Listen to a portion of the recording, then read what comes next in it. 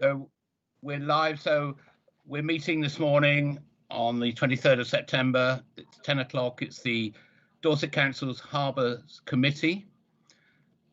And firstly, I would like us to go around and introduce ourselves. It's a start of a new council year, even though it's September, because obviously due to COVID, the May start was delayed. So please, could I go round? I'll ask you in turn to introduce yourselves, the committee members first, with a little background. I'll start with me, Mark Roberts, Chairman. I represent a coastal ward between West Bay and Weymouth along the Chesil Bank. And I also represent Dorset Council on various maritime outside bodies, including the Southern IFCA, where I'm on the executive board, the Wessex Regional Flood and Coastal Committee, the LGA Coastal SIG, the Dorset and East Devon Flag, and the Jurassic Coast Trust. Right, Rob Hughes, Vice Chairman. Yes, good morning, everybody. Councillor Rob Hughes for the Isle and Royal Manor of Portland. Good morning. I'm happy to be the Vice Chairman of the new Harbours Committee going forward.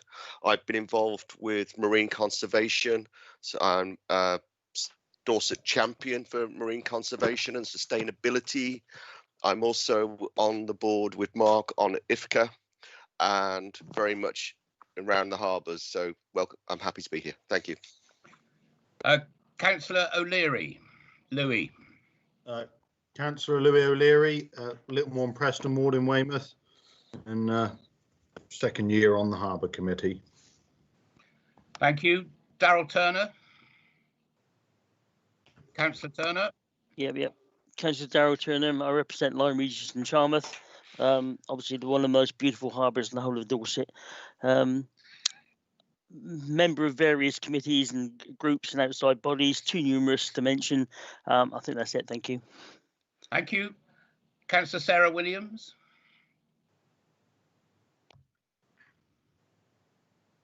Hello, Councillor Sarah Williams. I represent Bridport and love particularly West Bay, but all our harbours are very special to us. Thank you. And Councillor David Gray. Thank you, Chair. Good morning, everybody. Councillor David Gray. I represent Radipole for Weymouth Town Council and Dorset Council. I'm also Chair of Finance for Weymouth Town Council, and it's my first year on the Harbours Committee. Thank you. Thank you. And now our independent members, Steve Pittman. Yes, good morning, everyone. I'm, as Mark has just said, independent member. Have been on the Weymouth Harbour Board for 2 previous sessions. I'm now a retired yacht surveyor. Still sail, still very much involved around Weymouth Harbour and the recreation. Thank you. Jim Clark. Hello. Do you hear me? Yeah. Yes, I can, Jim. Jim Clark. I'm in my second term as an independent member, a retired director from the sports councils in both Northern Ireland and here in the Southwest. Specialism there was strategic planning, and I'm a long-standing sailor, currently heavily involved in yacht deliveries. Thank you. And Lee Hardy. Good morning, Lee Hardy, one of the independent members in my first year on the committee. I'm Wimborne based. My background is Royal Navy and government maritime generally. I'm currently working now, having retired from the service, as a consultant to in the blue economy. Thank you. And I think if we can go round the officers who are present. Karen. Good morning, everyone. I am Karen Planchard. I'm Corporate Director for Place Services and Harbours fall within the group of services that I manage. Thank you. Thank you. Ken Buchan. Yes, good morning, everyone. My name's Ken Buchan. I am the Head of Environment and Wellbeing, and Harbours sit within the service area. Keith Howarth. Yep, Keith Howarth, Weymouth Harbour Master. Thank you. James Radcliffe. Good morning, everyone. James Radcliffe, Harbour Master at Bridport and also Lyme Regis. Thank you. Claire Connolly.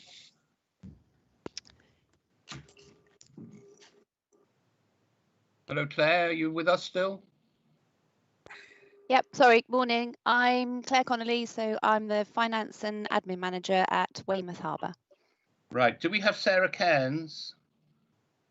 Sarah's having MS Teams issues, so I think she's unable to join us. Okay, Matthew Penny. Hello, morning all. Matthew Penny, Engineering Projects Manager for Dorset Council. Thank you. Lara Altree.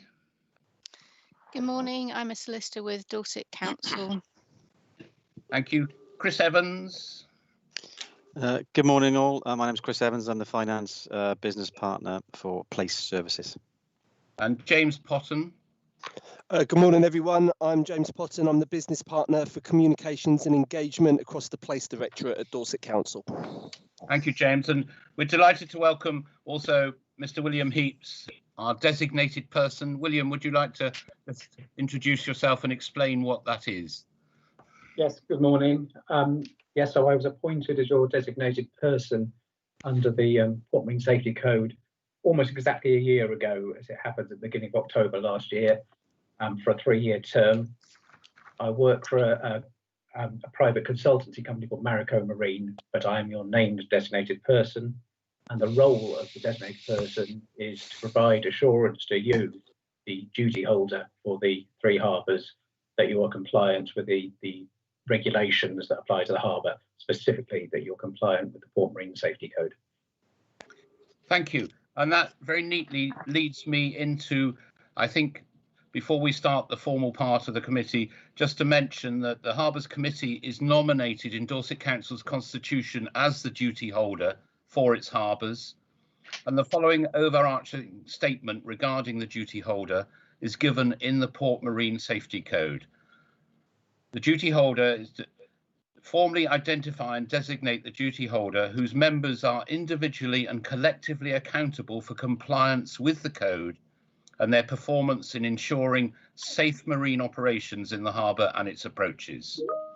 So just to make it clear that that is our overarching responsibility for the Harbours Committee.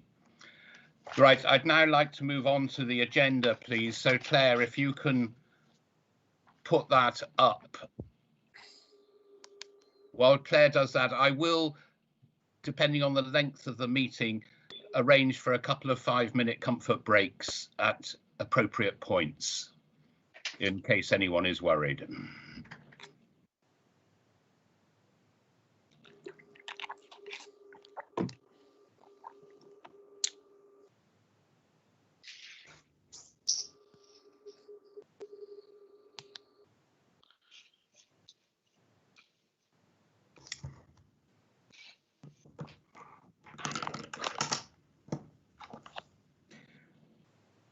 Yes, and Daryl has correctly said, if you wish to speak, could you either raise your hand on Teams or go into the chat box and type RTS, and the Vice Chairman will be noting those and getting them in the right order if I haven't spotted them. So thank you, Daryl.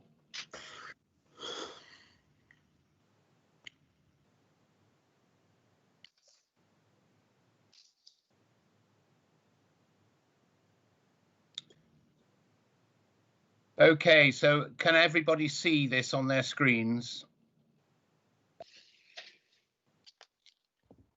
Yes, Chairman. Yes. Thank you. So we'll start with the first item on the agenda. If we can move up the agenda a little bit, please, Claire. 2 apologies.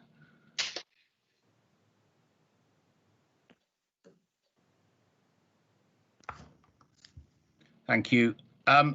Denise, are there any apologies? I'm not aware of any. Chairman, no apologies received. Right, the second item is to ask the members if they're content with the minutes of the meeting held on the 4th of December and to confirm those minutes. Are there any points on those minutes?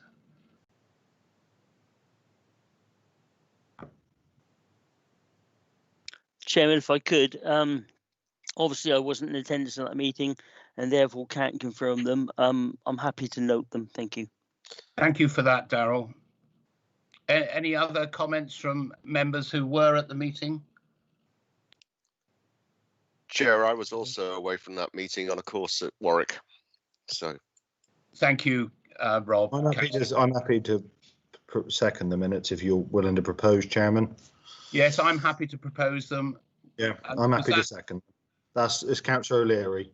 Thank you, Councillor. Okay, so that's the minutes. Is everyone happy to accept the minutes? Yep. Yes. Yes, I think just verbal on that one rather than trying to put hands up. Okay, thank you. Item 3, declarations of interest. Are there any declarations of interest? Chairman, it's Councillor O'Leary again. I think it was either last month or the month before, a new group was set up by Weymouth Harbour users and stakeholders, which I think you should have all had a report sent from them. They decided to put me forward as their liaison on the harbour, but I'm currently checking with the legal department whether that's a conflict of interest or not. But I'm declaring it now, and they're waiting for confirmation from Jonathan Mayer. Thank you for that, Councillor O'Leary. It's noted. Any other? Chairman, if I could, not a declarable interest, but I think for openness and transparency, I should mention my brother has a commercial licence and fishes out of Lyme Regis Harbour. Thanks. Yeah, the same. I have a brother who is on the main board of Jacobs, who are often involved in work on the coast and may work on the harbours. So just for clarification, I think that ought to be noted. Yeah, and Chairman, it's myself, Steve Pittman. I'm a member of Weymouth Sailing Club, who obviously lease areas of water in the harbour. Thank you. Any other declarations of interest? Chair, if as Vice Chair, I should point out that I do run a scuba diving school, but I do not operate any boats myself. I do charter them from different companies within the harbours. Thank you. So just declaring that I am. Jim Clark, I noticed in the last minutes you declared an interest. Do you feel that's appropriate to consider? Oh, sorry, I thought because I've declared it on in writing, it wasn't necessary. I have, my son has an involvement in restaurants at both West Bay, waterside restaurants at both West Bay and Lyme Regis. I am an occasional user of both harbours. I think perhaps what we can do is, this is the first meeting of the new year. If we make our declarations and then if they're the same, we can probably take it as read for the rest of the year. That's fine. Okay, we move on to item 4, public participation. And public speaking has been suspended for virtual committee meetings, and it's being dealt with through written submissions. And we have had some written questions received, and Denise Hunt from Democratic Services is going to read them, and Karen Punchard, Director, is going to reply to them. So Denise, could you read the first question, please? Thank you, Chairman. The first question is from Susan Boyd. The Weymouth Harbour Port Marine Safety Audit was conducted in October 2019 and released to Dorset Council in November 2019. One of the key findings was that the Weymouth Harbour Master did not keep a formal system for recording incidents or near misses, nor was any analysis of such incidents undertaken. The appointed designated person recommended that an incident database is established at the earliest opportunity and backdated to report and analyse the most serious or significant incidents for at least the previous year. Has this retrospective report now been compiled? And if so, has it been shared with the Harbours Committee for review? There's a further question from Susan Boyd that I'll just read before the responses are given. Okay. The second question is, the Weymouth Harbour Master's update of the Peninsula The Peninsula development for this Dorset Council Harbours Committee meeting on September the 23rd, 2020 states that the next steps for the Weymouth Quay regeneration project are to complete preparations for demolishing Building B, the former departures lounge on quayside, and a full design for the quay regeneration and obtaining the necessary consents. His update states that further details can be found, and she gives the link for that. The information in the link provided has not been updated since November 2019. Please could the Weymouth Quay Regeneration Project Office provide to the Dorset Council Harbours Committee and Weymouth Harbour users an actual update of the status of this project? So over to Karen for the answers to those two questions, please. Thank you, Chair. Response to question 1 from Susan Boyd regarding incident reporting. Due to a number of other priorities and staff absences, the incident reporting system has only recently been reviewed. The update has been endorsed by the designated person. The retrospective report has not yet been completed and so has not been shared with the Harbours Committee. This should be achieved by the December Harbours Committee meeting. Response to... Yes, sorry, your response to the second question about the peninsula. The project team have been working with an architect and stakeholders to develop a new and improved harbour side along the edge of the peninsula. We now have a design that will help ensure the continued operation of the harbour, provide harbour users with additional facilities, along with improving the public realm. This will include a new fish landing quay, a fishing compound area, potentially with additional facilities, including bait storage and an ice maker. Harbour Authority facilities, including an office, toilets, showers, secure compound, and a boat and forklift shed. Fuel facility and pontoon, additional pontoons, improved public realm, and repair works to walls E between wall D that's just been repaired and the ferry berth, and wall 9, which is commercial berth 1. Old buildings will be demolished and the current secure area reconfigured alongside commercial berth 1.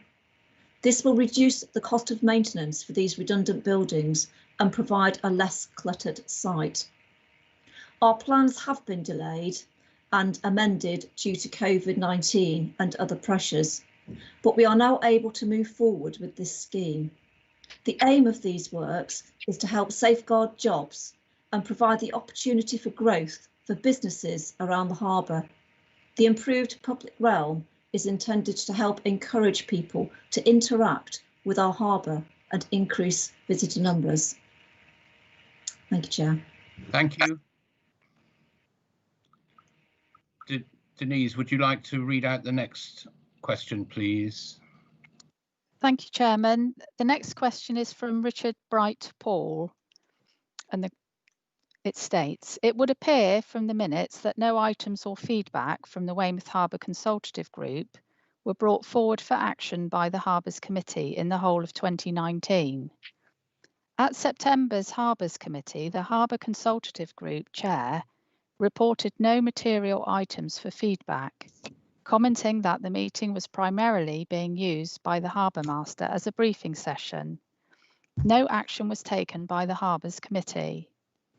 In November, the official Dorset PMSC audit noted that, unusually, the Weymouth Harbour Master felt obliged to record and produce the minutes from each Harbour Consultative Group meeting himself. Clearly, such a stance offers an unusual concentration of power over proceedings to filter negative feedback, but no action was taken. At December's Harbours Committee, nothing emanated from the Harbour Consultative Group with regards to the plan to relocate passenger boarding for the entire commercial fleet, because these plans were never presented to it. At that committee meeting, the Weymouth Harbour Master refused, upon questioning, to provide details of the public consultation on this matter to the committee. However, a widely supported public petition was lodged against the proposal, leading Jim Clark to comment that there was clearly something deeply amiss with the consultation process. The chair noted the point, but no resulting action was taken by the Harbours Committee. Following February's Harbour Consultative Group, a group member lodged a formal complaint, having been shouted down for asking questions in the meeting. No action was taken as a result of this complaint. The consultation process in Weymouth is clearly failing on multiple levels. Is the Harbours Committee not concerned that the failed Weymouth Harbour Consultative Group model is being rolled out, unaltered, to the other 2 harbours without the underlying issues having been in any way diagnosed or addressed? Thank you. Karen. The terms of reference for the Harbours Consultative Groups are to be discussed at this meeting of the committee. The aim of updating the terms of reference is to re-establish the purpose of the consultative groups and to provide consistency across the harbours where the groups currently work to different terms. The new terms of reference outline the responsibilities of the group and its members and how the groups will work in the future. It builds in provision to reconsider membership of the group should the group determine additional representation is required, and also the requirement for administrative support for the group.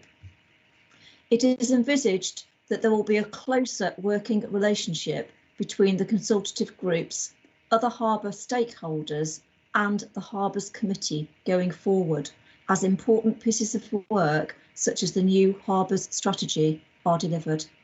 Thank you, Chair. Thank you.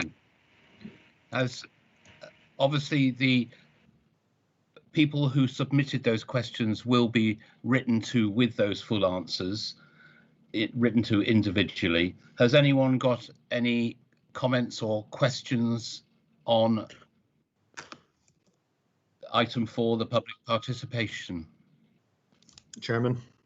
Yes, Councillor O'Leary. Yeah, thank you. The piece about the Harbour Consultative Group, obviously we are discussing it later on, but was the issue with the complaint being disregarded brought up? Because, you know, when that issue did happen, it was quite a serious issue, and I'd like if Karen could expand on whether we learned anything from that, because, you know, in my time on the Harbour Committee, there's been so many complaints to me about the consultative group, and I'd like to know what we've actually learnt from Weymouth Harbour users, from stakeholders, in terms of going forward with our new plan, what we'd like to see from a consultation group. Karen, do you want to answer? I think, Louis, quite a lot of this may well be answered in the agenda item lower, but if Karen wants to make a specific comment about that. Just Mr. Brightpool's question referred to a specific incident, which was quite a serious incident, in my opinion. Yeah, I can confirm that all formal complaints that have been received by the council have been investigated and responses sent to the complainants, including Mr. Brightpool. I've been to see Mr. Brightpool myself, and I know that he has had meetings with other officers. And yes, of course, there is always learning from complaints. That's what we do, and a lot of that learning has fed into the report that you will be considering later on the terms of reference. Thank you, Chair. Thank you. Any other comments on the public participation?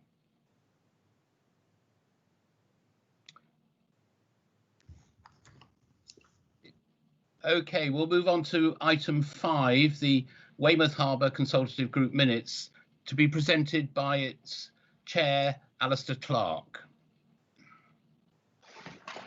Good morning, everyone. My name's Alistair. I am the chair of the Harbour Consultative Group in Weymouth. So you've all had sight of the minutes as they're included in the agenda items. They contain the standard presentation from the Harbour Master on various topics that give all the users the the update from the previous intervening time. I won't go through all those pieces because they're standard items, and I'm sure everybody is aware of them. There are, I think it's worth noting the extensive any other business at the end of the meeting notes. We had what I consider to be a very good and healthy debate about the makeup of the group, and came some decisions about how we should go forward, including a South Side delegate for the harbour traders position on the group. So there was a lot of good debate, I thought, in that meeting, and various other items, including the police giving some extra presentations to us. I thought the meeting was very positive, and there was a lot of good debate in there. Thank you, Alistair. Would anyone like to comment or question Alistair about the consultative minutes? No, I think I'll save any comments on the consultative group for the piece later on. Okay, thank you. I think that was Louis, wasn't it? Yeah, sorry. Yes, Chairman. Yes. No, I think we will probably have quite an extensive gathering of views on that item 11, on the terms of reference. So I think on this we just note the report. So thank you very much, Alistair. Thank you, Chair. Everyone is happy to note the report. We now move on to a new item which I've introduced to the agenda, and it's common in many committees to have a brief verbal update from the chairman. And really, because we haven't met for a long time, and haven't been able to get out and about, I don't have a great deal, but I would particularly like today to thank Keith Howarth, as this will be his last formal Harbours Committee meeting. Keith has been with us for 7 years and done a really first-class job in ensuring the well-run harbour at Weymouth it's been very compliant, and he's done an excellent job, and I would like to formally record our thanks as this is his last meeting. He, I think, is completing his service with Dorset Council on the 30th of October. So thank you very much, Keith. That leads me into introducing, we have, after a very extensive interview process, recruited and appointed a new harbour master. At this point, I would like to pay particular tribute to the director, Karen Punchard, who I think we've sort of rather broken the mould with this committee with member involvement in interviewing for such an important and public-facing post. And Karen has made that a very good and welcoming process for the 4 members who took part. That was me, the vice chairman, the cabinet holder, Ray Bryan, and the former chairman, Kate Weller. And we went through a really exhaustive process, and we've ended up with, we feel, is an excellent candidate whose name is Jamie Joyce, who will be joining us on the 2nd of November. So fortunately, we've ensured that there will not be a gap in the process of having a harbour master for Weymouth. And also he's going to be doing a week's handover with Keith in early October, which is splendid. The other thing I'd like to mention, I think some of you may have seen it, but it's well worth looking at, the Weymouth Harbour and Esplanade and Coastal Risk Management Strategy, a document that is both positive but also rather almost rather scary in the terms and the amount of work that we're going to need to do to protect Weymouth in the future. And that has been, a lot of work has been put into that by Cabinet member Tony Ferrari. So please do make sure that you see a copy of this, because I'm sure it will be coming to our attention during the next year or two. But that's, I think, all of my report. So now we move straight on to item 7, the Harbour Master updates. And Keith, Your final update, please. Yeah, thanks very much, Chairman, and thanks for your words. Then I've submitted my report, so you've been able to read it. If I just highlight some of the key issues. We start off talking about COVID measures and operations, because that obviously has involved all of us in different ways, but it certainly has impacted on the harbour. We remained open throughout as an essential service, and we've been through many phases from the total lockdown to where we are today. And those phases were promulgated by notice to mariners. There is some financial impact, which we'll talk about in the budget monitoring later, but just a couple of other points. Then we had challenges with the advice that we were receiving. So the Department of Transport and DEFRA provided advice often a long time after the conditions had changed. And also some of that advice has been difficult to interpret. But we've worked in conjunction with Bridport and Lyme so that we're consistent with our policies and adopted a cautious approach. Here in Weymouth, we opted from the 4th of July, when the hospitality reopened, not to raft because we didn't think you could social distance in doing so. That presented some pretty intensive admin in terms of booking vessels. We were managing 20 berths instead of the drop-in system before, where we could have had 100 boats of a night. And so there was a fair amount of managing people's expectations who wanted to come to Weymouth. The slipway's been far busier than previous years. We were one of the first slipways to open, and also one of the few that are operating along the south coast. So we saw very different characters using that slipway. And it's been pretty busy all year. And the change in operating patterns has been noticeable, and that applies throughout the town, really. The town was at overcapacity in comparison with previous years, and the way in which people have behaved and interacted has been very different. Of course, on the harbour side, we've had the harbour side closure, which remains on force until this Friday, and then revert. So it's been a very different summer. We would normally expect to really have quietened down by now as well, but with the good weather and the desire for people to continue to extend the season with people still furloughed as well, then we're at a higher level of activity than we would normally expect at this stage. The Peninsula development has already been talked about. Down the bottom, harbour revision order, then ironically we did have an update this morning. So it's been constant delays, I think, over the last 18 months or so since that was submitted. And unfortunately, that's still the case. There are no HROs being submitted to the government at the moment, and the earliest that they'll be laid in Parliament is in January or February of next year. The government only dealing with COVID and Brexit matters at the moment. The good news is hopefully that HRO will be going to the Department of Transport lawyers so that they will actually have sight of it in advance. And then once government is open for other business, then hopefully we'll be able to move that HRO on. Matt will be giving the Harbour Walls update in a bit, but just to conclude from the harbour perspective, then we modified the pontoons around the ferry steps, and they all opened for the 4th of July, which was sort of hospitality day.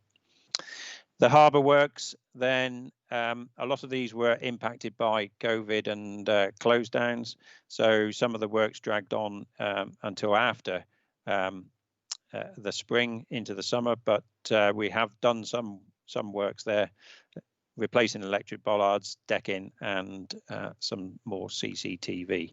But several of the jobs had to be shelved due to other contractors being able to commit for all the reasons that we know about.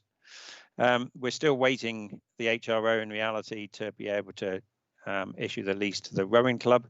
So as soon as we've got that, that's be good. Most of the events in Weymouth got cancelled for the summer, and then hopefully rescheduled next year, subject to the conditions changing. The R&LI inshore lifeboat then steps are moving ahead now to modify the existing boathouse in order to take the new lifeboat as a temporary measure, really, until a different solution is found. We and many harbours along the south coast have been inundated with PWCs or jet skis this year, creating us a few issues, but there has been a significant rise in popularity of jet skis and paddle boarders this year. The statistics there for us through to the end of August. Yep, so we're not rafting, so the numbers of visitors are significantly down. As I said, there is some compensation by the slipway activity and jet ski permits being up. The inner harbour moorings, as soon as we opened on the 4th of July, we had a lot of activity with people obviously staying at home and wanting to use or even buy boats for the summer. So we did well in terms of occupancy during the summer period. A couple of late bullet points that weren't included here because they've only just really come to light. Everybody's aware, I'm sure, that the railway lines, disused railway lines, are expected to be removed in Weymouth, and those obviously run alongside the harbour. And there's just been issued the programme for the autumn now. So the railway lines in King Street and Commercial Road will be removed progressively over October and November. That will impact on the traffic flow, and for the harbour will include two-way traffic along Custom House Quay. We've also just been asked by Weymouth Sailing Club to consider use of an area of water that isn't used fully at the moment by putting some new pontoons in there. So we'll go into the consultation on that and present that as soon as we can. Happy for any questions. Thank you very much, Keith. I would just like to comment. I'm pleased in a way that it's been clarified that it's the government are slowing up the harbour revision order, and that the fingers can't be pointed at either us or, as usual, the MMO. And thanks for the clarification on that. I see Councillor Turner has a question on the Harbour Master's report. Darryl. Thank you, Chair. It revolves around the visiting boats, and it's probably the same question for all three harbours. How do we determine where those boats have come from? And in the light of COVID, are there any quarantine restrictions on those boats and their occupants? Thank you. Okay, so we determine where they've come from because everybody has to declare, their port of their base port, home port, and their contact details. In terms of quarantine, there were a couple of questions for vessels coming from Europe. So we've been in conjunction with Border Force looking at the regulations in terms of corridors of access, but the activity has been really down in terms of foreign visitors because people know that there are the implications of quarantine going both ways. So yeah, it has been considered, and I believe we've dealt with all the individual cases. Thank you. Any other questions for Keith? If not, we'll move on to James Radcliffe for West Bay and Lyme Regis, please. Hello, good morning. So starting with report harbour usage, looking at this year, season tickets are slightly down compared to previous, but our normal launches are on pretty much average to what they would normally be. So people are just opting to pay per day due to the late start in the season. We've noticed a big drop in our visiting boats. We've noticed a lot of our regular visitors not turning up. Some would come for a month at a time, and so they haven't been turning up. Boat lifts we're expecting to be slightly down this year. A lot of our mooring holders haven't been going in. They've been self-isolating. at home, so they haven't actually taken up their moorings this year. Diving airfields, we're expecting to be slightly down because we haven't had the recreational divers, but with the commercial scallop divers have managed to keep us going through the lockdown periods. Boat repairs, we've expecting it again to be slightly lower. Where we had the lockdown, there wasn't many boat repairs coming in, and so we're but hoping to pick that up again through the winter. Our waiting list have increased compared to last year. Report and the moorings and commercial moorings have stayed pretty much the same. So look at Lyme Regis harbour usage. Surprisingly, season tickets are up this year compared to last year, and single launches are also pretty high, along with visiting boat nights considering we were closed for 3 months. We're sort of looking at this and putting this down to people holidaying at home and staff in the harbour for more hours. Boat lifts, so we're looking at the same as report, with be slightly down because due to the some mooring holders not actually going in, and new things like car park, quayside car parking is on the increase. Moorings at Lyme were not up to 100% occupancy, but but they are better than they were last year, and the waiting list is starting to grow again, ready for allocations for next year. So okay, thank you, James. Any questions or points on Bridport and Lyme Regis, or do you want to say anything, add anything, James? Just a brief harbour works. Okay, so yes, please. The slipway area, the application is now submitted for planning, and also an application has gone into the MMO to do the extension and the improvement works. Our pontoon system, where the decision was finally made not to go ahead with the piles, we changed to an anchor system, and all the anchors have now been bought and are ready to go in for next year, and the claim with the EMFF grant is awaiting payment for 75% of the cost of that. An application went in for a new storage building to coincide with fishermen's storage as well in the Ozone Terrace car park area, and this was approved a couple of weeks ago, and I believe funding's in place for it to actually start and be built this winter, ready for next year. Thank you. I am aware that the town council are delighted that that is being built, and just want reassurance that it is going to go ahead, which I'm sure we can give them. Yes, yes, we're planning to have it hopefully built for ready for March. Okay, Councillor Turner. Yes, thank you, Chairman. Couple of things really. Obviously, Jamie's mentioned the storage building. I think that the majority of people are well in favour of, and the funding has been approved for that. So I think let's all go on that side of life. The question is the waiting list. Do we ever split it between, or can we split it between commercial and private? I think that bit of information will be useful in future reports. Thank you. Yeah. Yeah, we do hold it separately for the two. So yeah, I will split it for next time. Yes, I think that's an interesting comment, and probably we could. Keith, is that possible at Weymouth on the waiting list?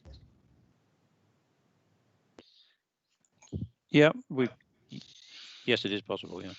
Oh, good. Obviously it's very good to try to standardise that in the report. So a good point. Thank you for that. And if I could just follow up on the second question, the dredging.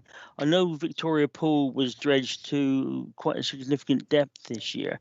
Did we understand what impact there was on the ecosystems in that area, and was any survey taken before the removal of all that material? There was depth surveys were done before and after the dredging, so we knew how much we took out. Yeah, I'm more concerned with the ecological impact of doing that sort of work in that area. Did we look at that in advance? That wasn't done for this year, but the dredging has generally been done in that area for each year for previous years. Yeah, but you make comment in your paper about the significant increase in depth, and that's where I'm coming from. And was there any ecological survey, and was there any ecological impact? Not for this dredging, no. Okay, thank you. It's a point we may well discuss and look at, but obviously the dredging is critical to the harbour use, and it's a long-term dredging. But as you point out, if it was deeper, then we need to perhaps look at the effect. And I've had one or two questions raised about where the spoil has been put or what time of year that's been put when it's been put onto the beaches. So it's something we perhaps need to bring forward to another meeting to have a discussion on that. The timing of the year for this year was down to the lockdown and the company not being able to get to us until late. Yes, I know, because I've had one or two comments about it being, because I think it was in June, wasn't it? Yes, it was, yeah. And saying, you know, it was sort of mid-holiday season. Was it avoidable? And I think the answer is it wouldn't normally happen then. It was COVID that created that timing. Darryl. Sorry, Chair. Yes, I've got one other. Just flip through my papers. The signage on Lyme Regis Harbour. There are many who think that it's too big, too bright. It's a Grade 1 listed structure, so I think we need a review of that signage. I'm not very happy at all with what's gone all over those walls, and I keep referring to it. We are a Grade 1 listed structure, and that needs to be taken into account whenever we do stuff like the signage. Thank you. Yes, it's trying to balance the safety requirements with the sort of heritage as well. And quite often health and safety wins on these, and it's a really tricky one. And I'm sure we're all aware of how much we'd like there to be very little signage, but we have to make sure the council isn't at risk of being sued because there's not enough signage. No, I understand that, Chair. I don't know if you've been down to Lyme Harbour, but the signs are massive. They are too bright, and they are, as I say, on a Grade 1 listed structure. So I think maybe a review of that. Thank you. Yes, would either Karen or Ken like to comment on that? We reviewed the signs when following. We had quite a high amount of accidents. There was people slipping off the walls. We had 2 or 3 weekends in a row where actually people came off the wall into the water, or off the wall onto the cob surface down below. So the comment was at the time, there is no signs, or the signs that were there weren't clear enough. Yes, these signs are larger, but people can't say they haven't seen them. Chairman, Ken Buchan here. Yeah, we can certainly look into this and work with some of our interpretation specialists to deal with some of the interpretation signage along the coast. They've done a lot of work on that for the Jurassic Coast and so on, and we can certainly get some advice from them as to what might be appropriate. So we can take that forward. Thank you. Thank you, Chair. And I've got one final one. You'll be glad to hear. It's about the cleaning down and the pressure washing of the walls. Well, I've seen myself, and I've got to admit, bleach, very high concentration of bleach being used. Can I have the Harbour Master's assurances that will stop, please? Thanks. The harbour has a pressure washer and intend to use that sort of moving forward. Does that answer your question, Darryl? It does, as long as I don't see any of those cans of bleach being poured all over the walls in the future. That will be an excellent result. Thank you. Okay, I think that's noted, isn't it, James? Yeah, it's noted. Yeah. Thank you. Any further questions from any of the committee or any of our observers today about the Harbour Master's reports and updates? Chairman, Jim Clark here. Can you hear me? Yes, we can. Yeah. Thanks, Jim. Yes. So, it's an observation rather than a question, Chairman. We've had 2 very interesting reports here. To a degree, linked to the finance report later, and I know I'm not involved on a daily basis, I feel like I'm being drowned in detail, and that the detail is blurring the sort of oversight, strategic position, whatever you want to say about the board's role to us all. If I can use 2 examples from these 2 reports. two of the most significant things in this period to have happened have been the loss of £200,000 income. That's 100 from Weymouth and 50 from each of the other two harbours, in terms, as I read it, a direct consequence of COVID, and the near total collapse of effectively public links or community links at Weymouth. Neither of these two issues have been raised by either report looking back over the 6 months. So I don't expect it to be resolved quickly, but I think we could usefully look at the structure, content and identification of priorities arising from Harbour Masters reports going forward. I think that's a very sort of cogent comment. I think possibly some of the financial issues will be covered in the budget monitoring, or that's possibly the arena for that. But I think it's something we can easily look at to get some prioritization. I mean, obviously, as a committee, we have to receive these reports. It's part of our duty as a Harbours Committee. But I do understand your point about the need for strategic reporting as well as the detail. Thank you. Sarah, Councillor Sarah Williams, you would like to make a comment? Yeah, thank you, Mark. Firstly, thanks, James and Keith, for your reports. Very useful. Moving forward, I think we've discussed this before. Could we have all three harbour reports in the same template? I find that the Bridport and Lyme Regis reports are very easy to read, well set out. And I think if we can move forward and maybe use the same template for Weymouth.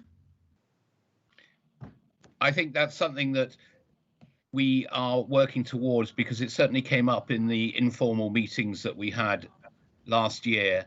And I think it's something that we need to take on board. Thank you. Any other comments?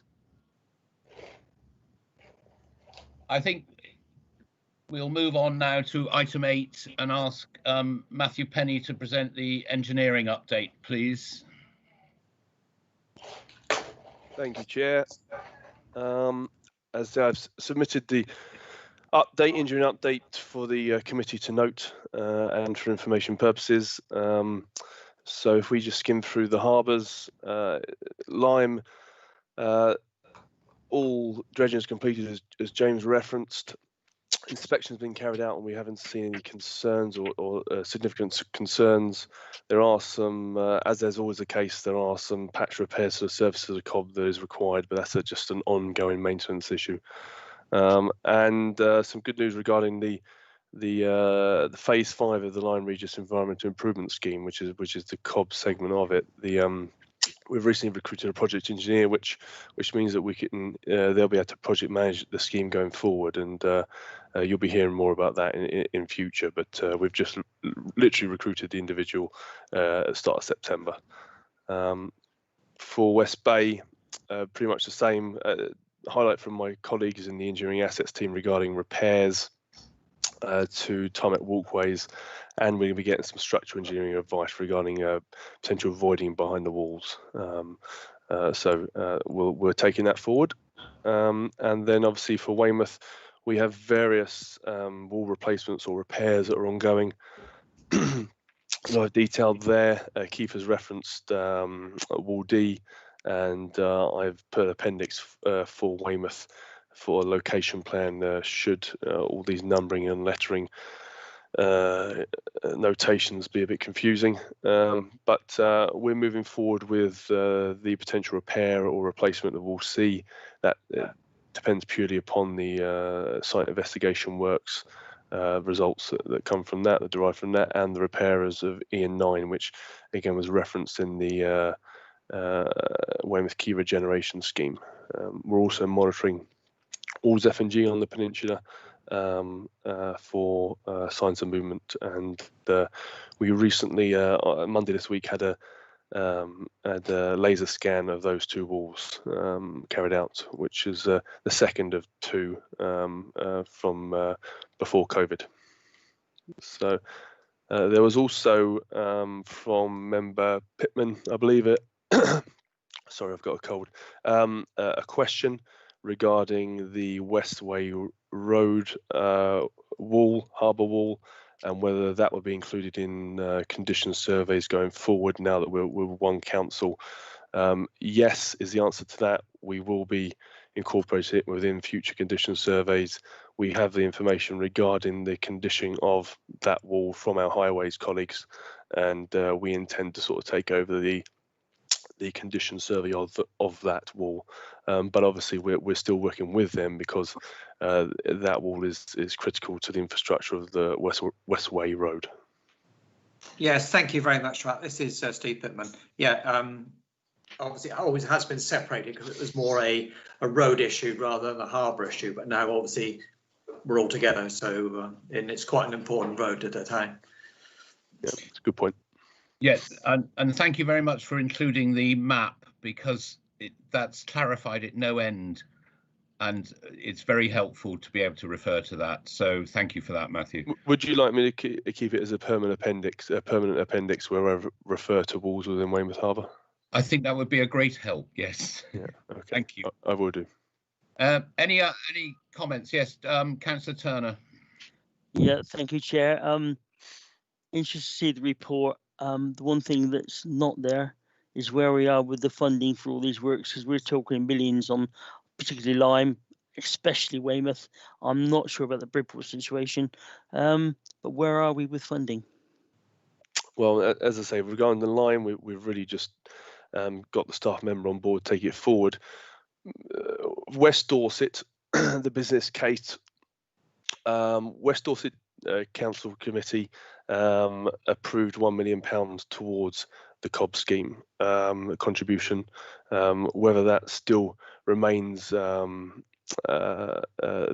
when the business case is finally put together or developed remains to be seen. But effectively, the bulk of the money is deemed to come from FDGA funding. We need to put an outline business case into the Environment Agency for that. That won't happen for, I would estimate, a year, 6 months to a year. That's where we're looking to get. We're also looking for potentially minor contributions from the town council, etc. But the bulk of it from FDGA funding, which is flood defence grant and aid funding, and then there will have to be, if the schemes of the proposed size that it is now, it will require some capital funding from the council as well. Thank you, Chairman. If I could just come back on that, could we have that update on a regular report? And I don't want to lose track of the funding issues. And I think if we have a timetable, we need to be seeing that timetable and making sure we're hitting the milestones as we move forward, because massive projects and lots of money. Thank you. We don't have a firm timetable at the moment for that. Staff members just come on board.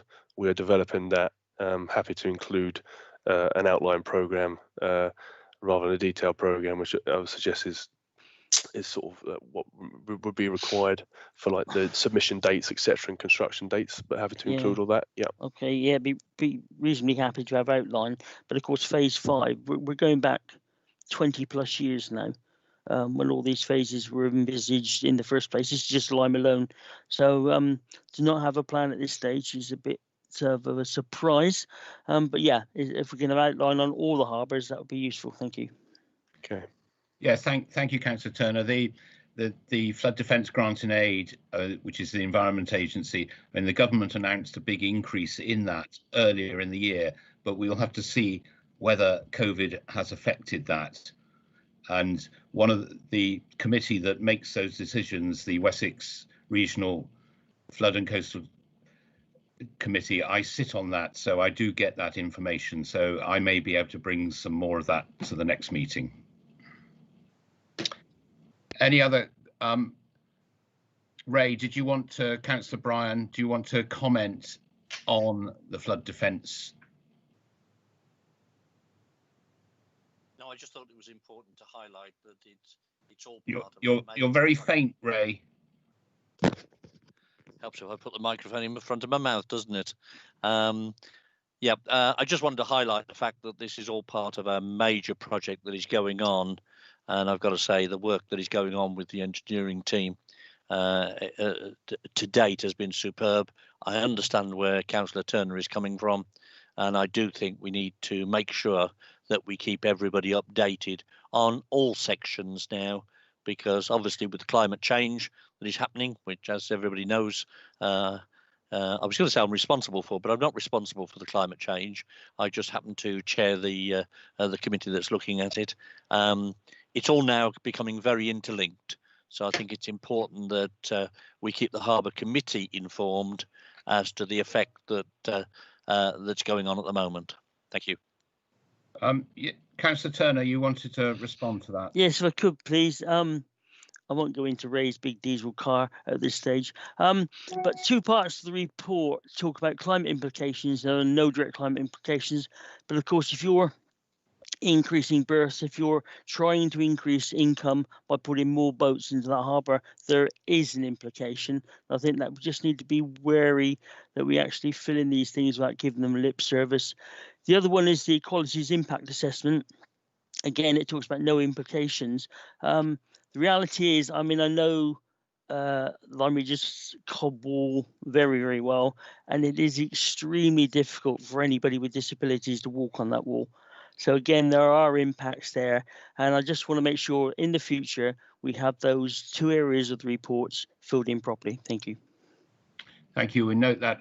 Councillor O'Leary, you would like to comment or question? Yeah, just responding to Councillor Turner's point in terms of paying, sort of lip service to climate change business. I just don't want this to become another committee where we take, the saviour of the planet and ecological stuff into consideration. We want as many boats into Weymouth, commercial and leisure, as possible. We always talk about Weymouth being a deprived area. The harbour, in my opinion, has the biggest potential of all of Weymouth assets to actually change Weymouth, particularly on the commercial front. And I think that's what we should prioritise in the economic growth of the harbour. As I said, both commercial and leisure. That should be the heart of what we're trying to do here.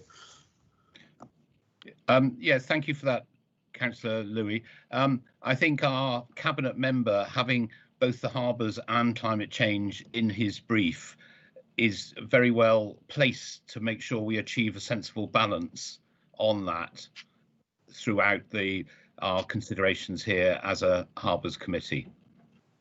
So, but thank you for that point. Any other points?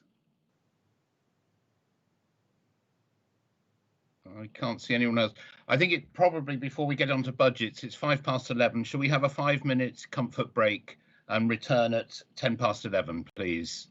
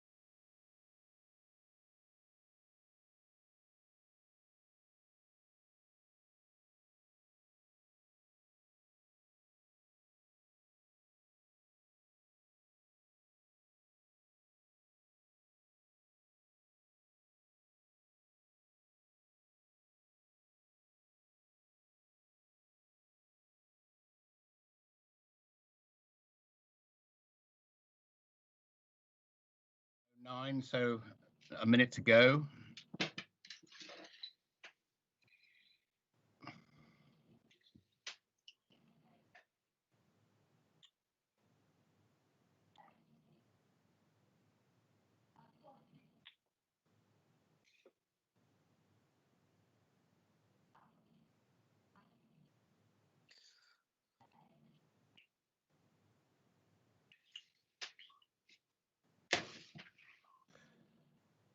Right, we're now at 10 past 11, so we'll resume. I hope everyone's back and refreshed. So we move on to item 9, the Harbours budget monitoring. So we'll start with Weymouth, please. That's over to you, Keith, I think.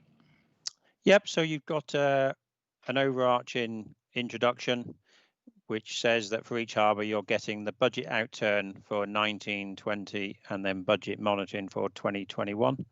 So there were no figures in my update earlier because, as I said, you get it all in this budget monitoring and outturn reports. So in the executive summary, then you can see for yourselves the bottom line is that we returned a favourable variance, but that needs to be understood. In 1920, if you remember, that we took action in order to defer some of the projects in that financial year, and the implication of that is a carry forward of projects into the future. So although there is a favourable variance, then some of that money is committed into 2021 and beyond. So what you're looking at in Annex B is the summary of the areas, and the words in between talk about the variances. I'd just like to highlight a couple as we go through. Income is up, which is good on predicted. One of the points in there, we talk about debt provision. So we've spent a good deal of effort trying to reduce our monies owed to us, which we've been fairly successful with, although a little bit concerned about going forward because the processes that were in place under DCP and carried forward don't seem to be quite the same in DC. So we'll have to see how successful we can be at that. But that has generated some income from bad debt provision. In terms of the premises as well, some good work by Claire and her team on looking at rates assessments. So those reassessments for buildings which weren't being used in the same way or not even used have generated some returns, which is good. Fortunately, they're offset slightly by some significant water leaks that we've had on the peninsula over the last year and needing repairing, and something to note going forward, I think, with the Peninsula project, as we've talked about in many of the meetings, then some of the infrastructure there is quite ancient and we're paying the price for that at the moment. But yes, the detail very much in there, and I'm happy to take questions in due course. So the remaining annexes, then a lot of our financial considerations are related to the asset management plan, trying to reinvest back into the harbour, particularly those areas that have been neglected. As I said earlier, some of that work has been affected by coronavirus and COVID. So we're planning to carry forward a sum of money for the asset management into 2021. So we summarise the 1920 improvements and then list the 2021 with the carry forward in appendixes 1C and 1D. It's worth noting in that at the end of 2021, then the predicted harbour reserves won't actually cover the asset management plan. So and for the in-year spend, then we will need to go through a process in time for the next Harbours Committee meeting to defer items again. But I think that's is achievable in some areas.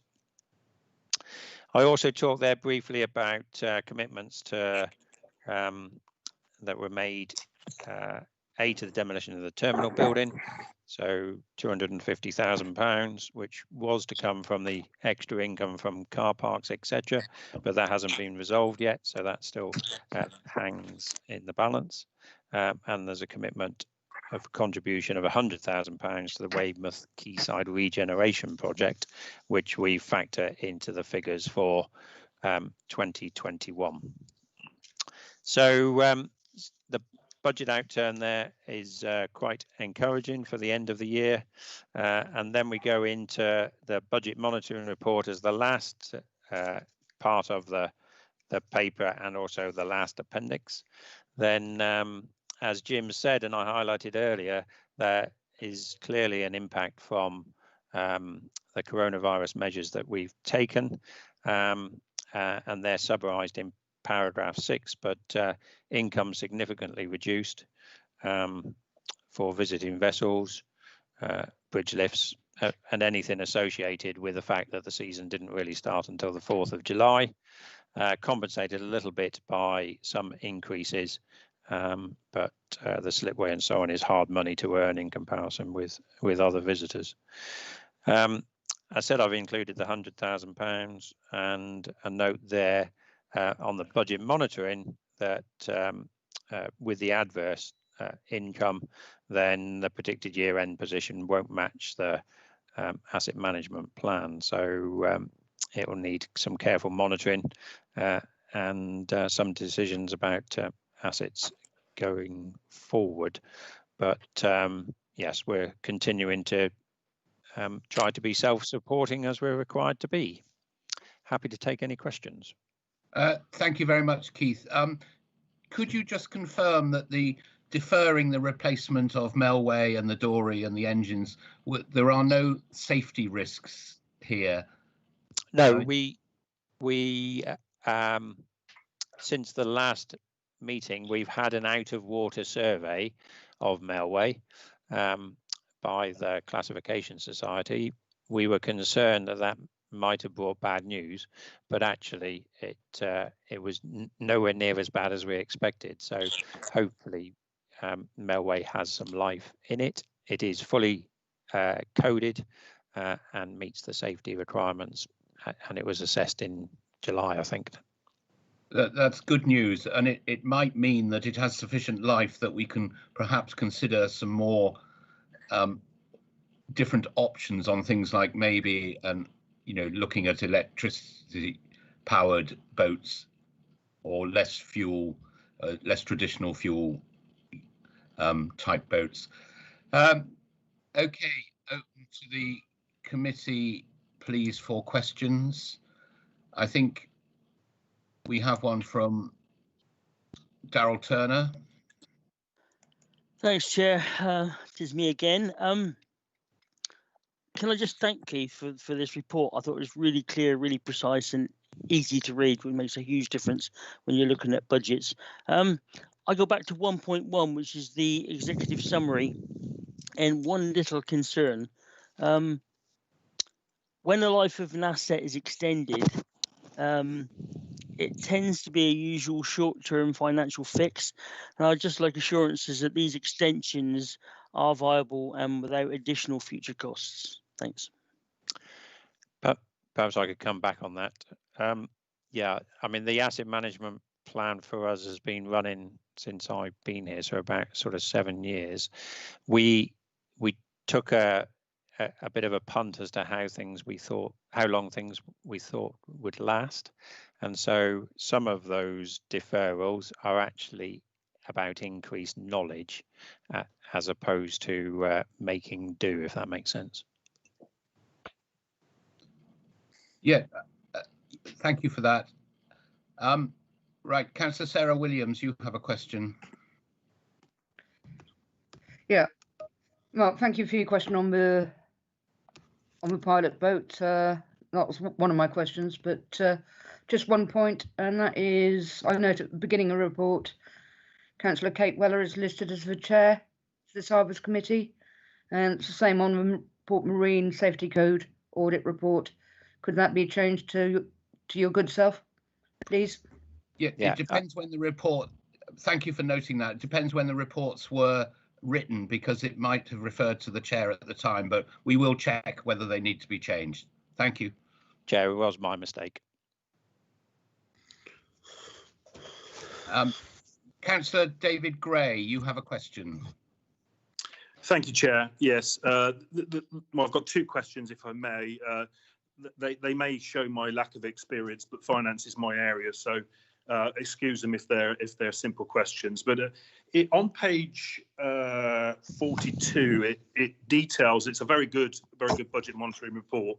On page 42, it details the savings in employees, NI, and all of that, and it does at the very end use the word training. And I wanted to link that to page 114, in which the audit recognises that the lack of training, particularly of the deputy harbour master, given that we've got one harbour master running 2 harbours and the new harbour master yet to take over at Weymouth. Is there something we should be doing with that underspend in terms of improving the training of the deputy harbour master? It makes reference in the audit to delegation and improving the skills of the deputy harbour master. That's my first question. Thank you. Thank you. I'm not sure who would like to take that one. Is that one for N, perhaps?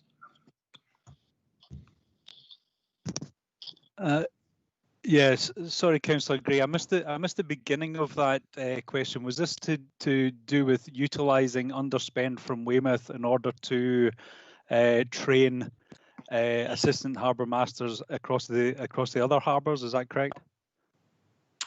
Well, I'm sort of leading a question around. We celebrate the fact that we're underspent due to COVID and the lack of activity and therefore the resource we need. But before banking that, I was just raising a point that in the audit, the risk is medium and talks about the deputy harbour master needing to have higher delegate or be delegated to more. So I was wondering, is there any action on that, and should we use some of that underspend to improve the training of the deputy harbour master? Yeah, with the new harbour master coming into place in November, and also the current situation where James is covering the 2 harbours over at Lyme and Bridport, we've got plans to look at the structures within the harbours and see how they can be more closely aligned. And part of that process would also be to look at the assistant harbour masters' potential additional training requirements that would be necessary for that. The reason I brought up the financial side of things is that there's certain restrictions regarding the movement of monies from one harbour to another. They very much have separate budgets, and there's sort of legal requirements that the income from the individual harbours is required to remain within those harbours for those harbour operations. So that's the reason why I brought that up. But certainly in November and going forward from there, we would be looking to try and bring some consistency across the harbours in terms of staff and also training. Well, I can, notwithstanding the fact that what you can and can't do, I suppose if I stick to the Weymouth issue, we've got a new harbour master, and I'm looking for some reassurance that the deputy harbour master will receive, the appropriate amount of training in the future, so that there is more delegation. I'm reading these reports cold, so I'm making some assumptions here. Yeah, it does seem there isn't a deputy harbour master. Currently, as it stands, there is no deputy harbour master at Weymouth. Right. And this is part of the reason that we would like to look at the structures going forward to potentially to add some resilience to the harbour operations. Thank you. David, did you have a second question? I did, and this is a bit more of a reach, Chair, so apologies if this seems really childish, but reading the reports, and I've read them 2 or 3 times now, all 180 pages of them, a question first, which is, does Weymouth Harbour ever get dredged? And if it doesn't, or it needs to be in the future, I'm quite surprised in the forward that we don't have a reserve building up over the years for dredging.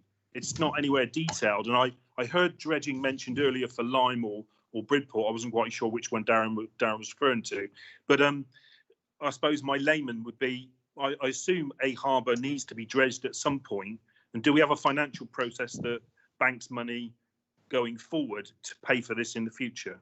Thank you. Shall I take that, Chair? Yes, please, Keith.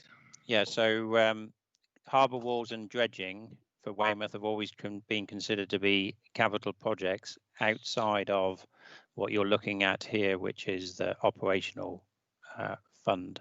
There has been some limited dredging over recent years, but it is an issue going forward. But that's the reason why it doesn't appear in these funds.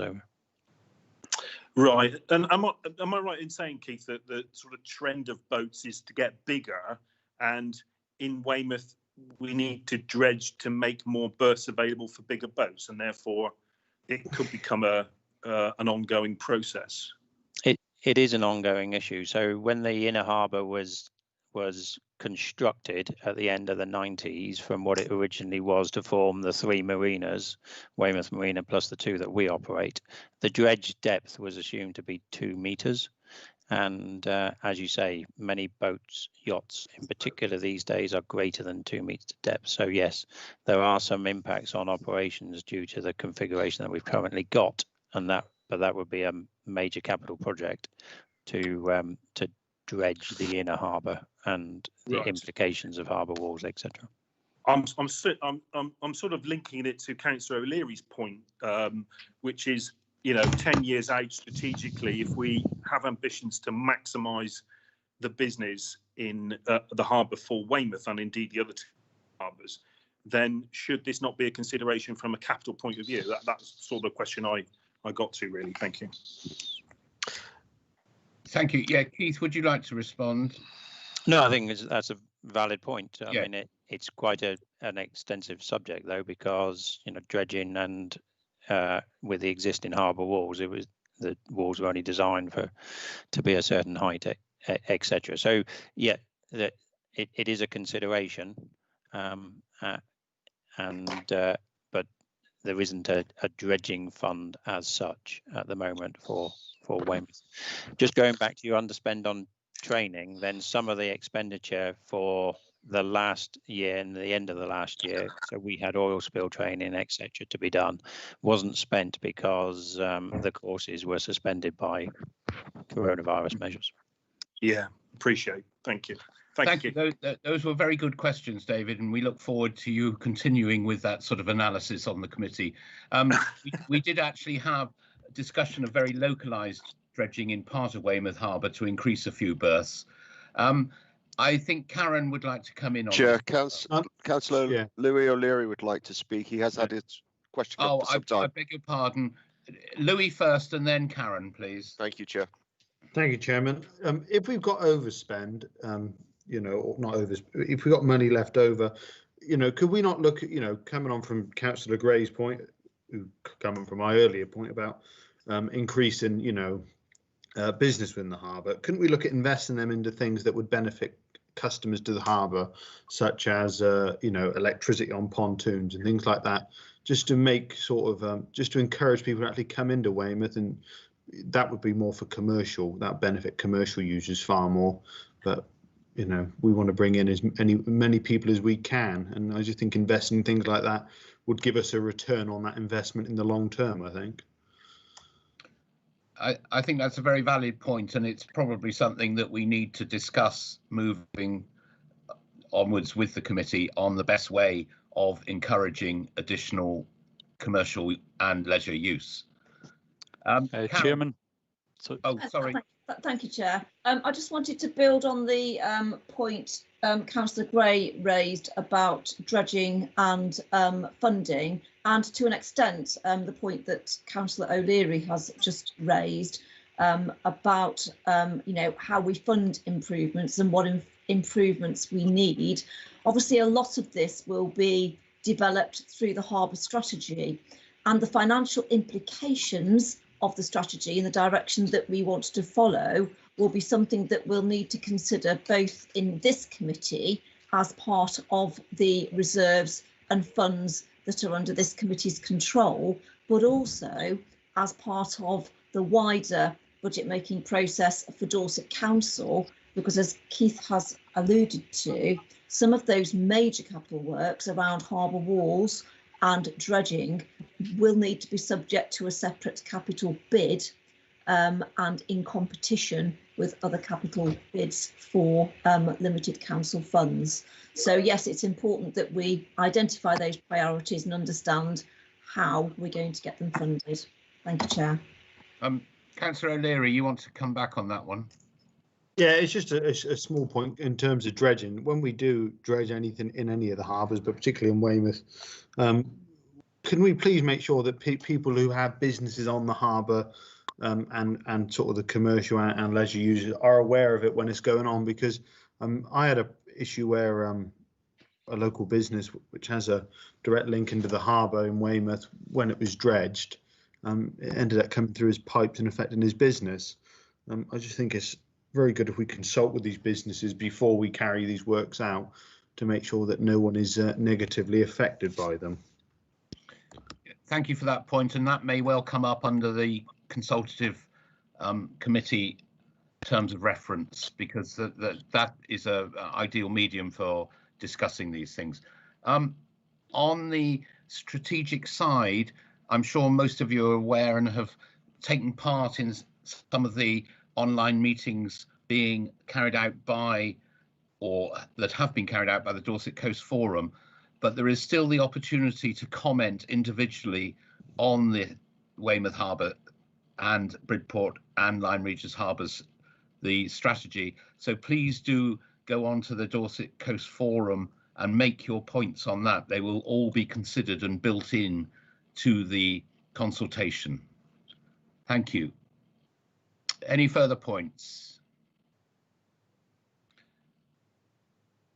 If not, we move on to the item 10, the Port Marine Safety Code audits and designated person reports. And I'd now like to welcome William Heaps to present this. So good morning, William, and welcome to your first Harbours Committee meeting.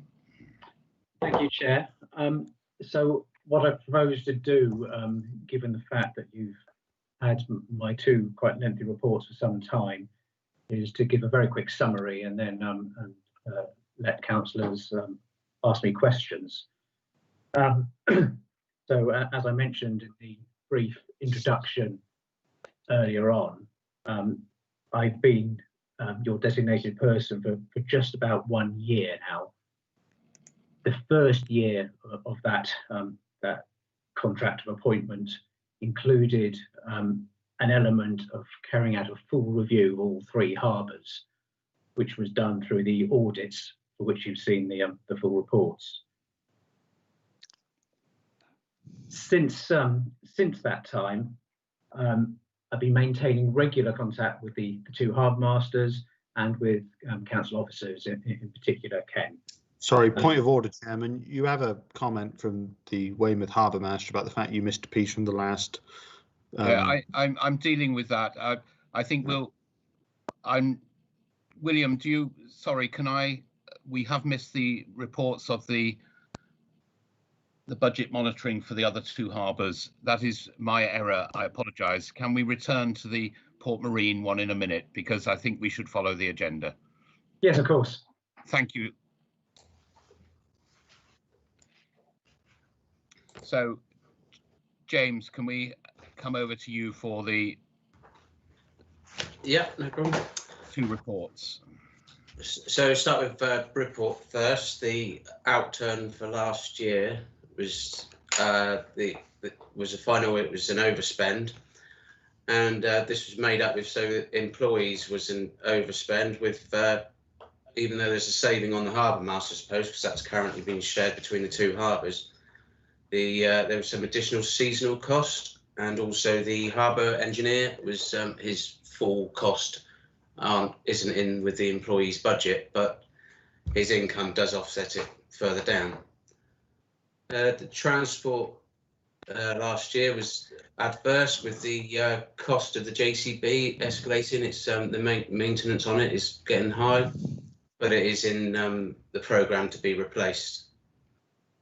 Supplies and services was an overspend, and this is mainly down to the outer harbour dredging. We have a budget to dredge the inner harbour of 25k, which we try to do every 4 to 5 years, but the outer harbour hasn't actually got a budget and has previously been dredged by the Environment Agency, and last year decided they weren't going to fund it after they did their scheme at West Bay. So the income for last year was favourable. It was a lot higher than expected compared to the budget. And then moving on to where we are at the moment for Bridport. Again, the employees we're expecting to be slightly adverse. This is down to additional seasonals to help us covering posts that aren't fulfilled at the moment.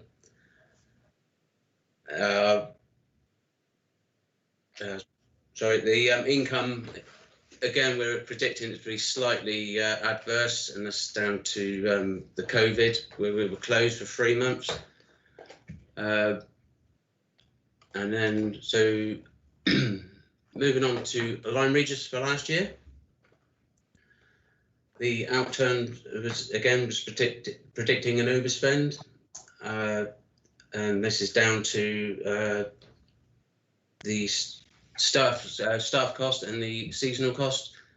Again, the transport cost of the JCB, again, that one is going to be programmed in for replacement, hopefully for next year, following the build of the new store when it's got a new home to live in. Slipway repairs, we had to take out some slipway repairs at Lyme Regis last year for the some trips have occurred. So they were completed, again, all adding up to the overspends. So the position for this year for Lyme Regis, it's the prediction, again, is to be overspent. This is, at the moment, there's a slipway cost of 50k in the budget, but we're hoping we've got granted money from central pot to cover that, so that will reduce the overspend.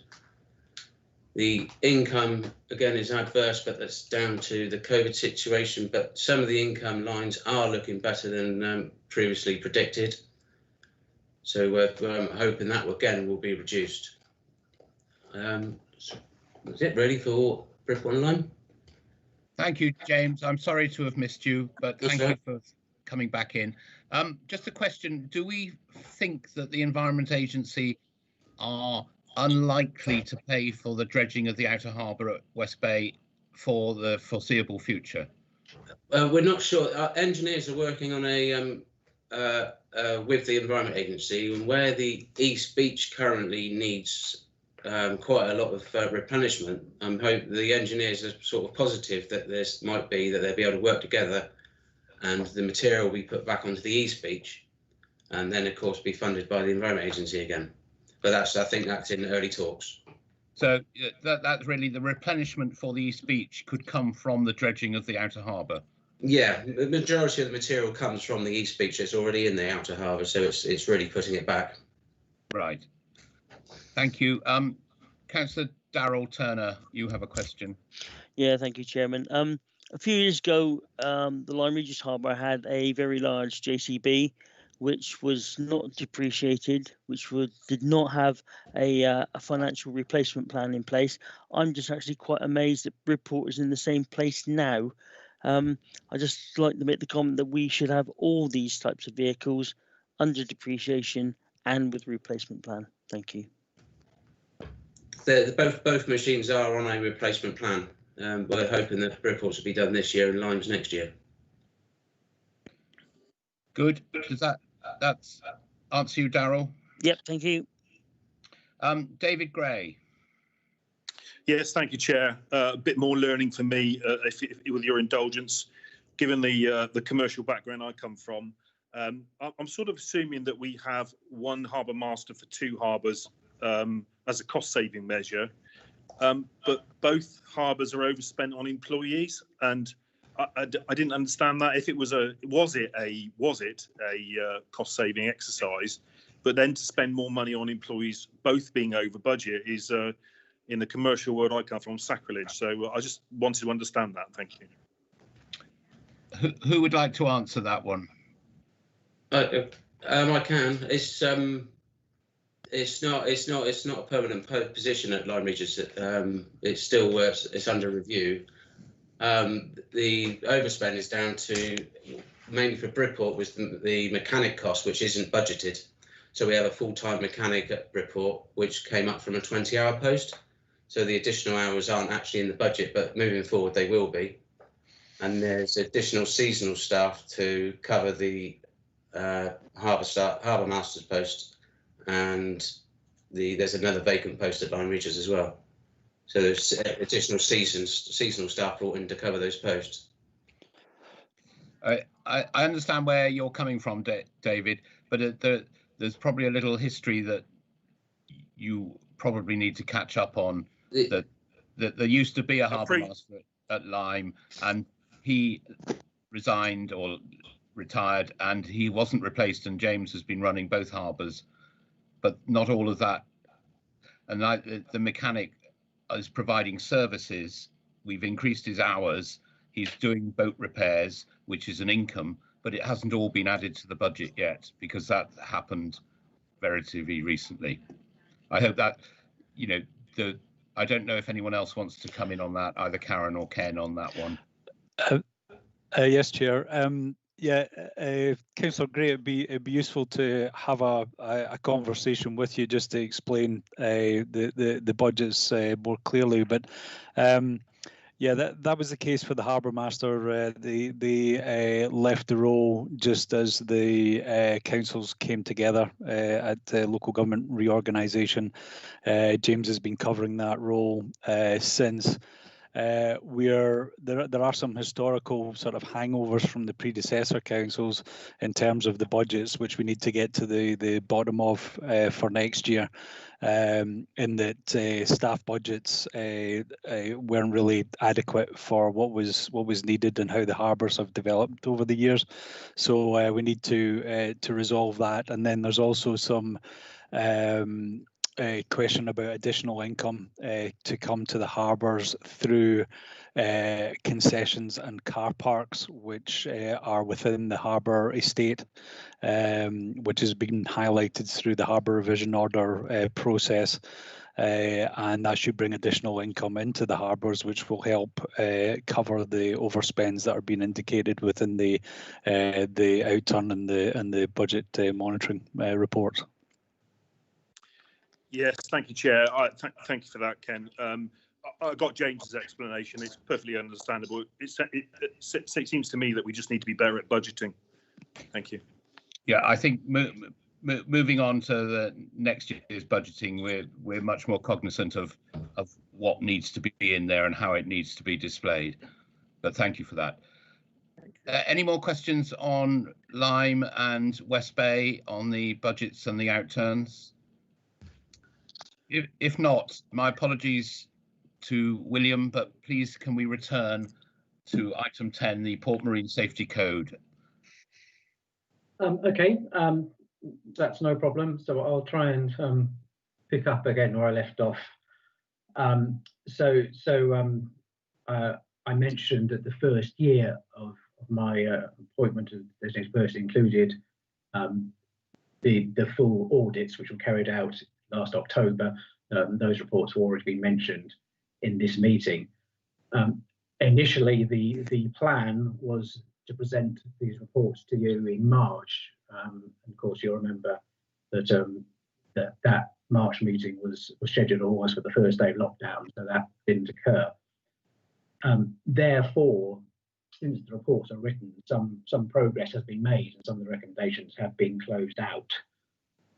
However, just to summarise very briefly what the two quite long reports say, and what you wish to know as a duty holder, were that at the time of the audit, we found that all three harbours had systems in place enabling them to comply with the fundamental requirements of the Port Marine Safety Code, but a number of recommendations were made for improvements. And that will always be the case. The Port Marine Safety Code is an improvement code. It always looks for further improvements in navigational safety. And so every year we'll find things that can be done better or slightly differently. The reason the reports are really quite so detailed is to give your hard-working harbour masters something to work on, rather than just say this is wrong. It's to suggest ways that they could improve and to share knowledge with them. So I hope that explains the length of the reports, but also gives you some reassurance that that fundamentally your reports are compliant with the code. I'll just draw your attention to three areas of the reports that I think are important before I tell you a bit about progress and what happens next. So on the legal background, you will all be aware that your harbours are statutory undertakings, separate in fact from the council. Each harbour is a statutory harbour authority enabled by an Act of Parliament, and that infers a number of legal duties and also gives you a number of legal powers separate from your normal council powers. As has been highlighted, some of those legal powers come from very ancient legislation, and I'm very pleased that has already been recognised and that you're well on the way to obtaining appropriate harbour revision orders and modify your legal powers. And we've heard about that already. So that's something we noted, but we're pleased on progress. Next, I'll just mention accountability of the duty holder, and that is a large number of you present in this meeting. You are the duty holder, as the chairman mentioned in his introduction. The report notes that you're both a very new council, you're a new Harbours Committee, and a lot of you have not undertaken this role before.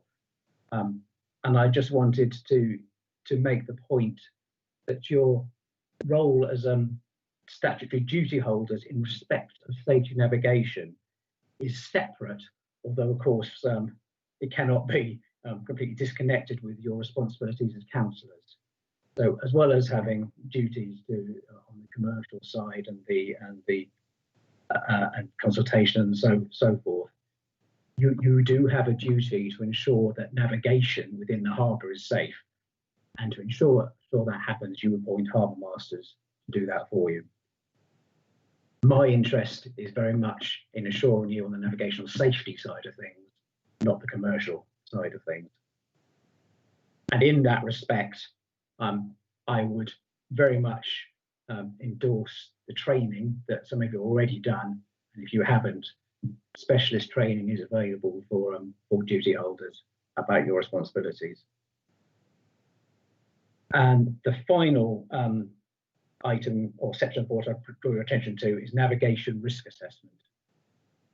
The Port Marine Safety Code is a risk assessment based code, like many things in today's life, but it's important to separate navigation risk assessment from health and safety risk assessment.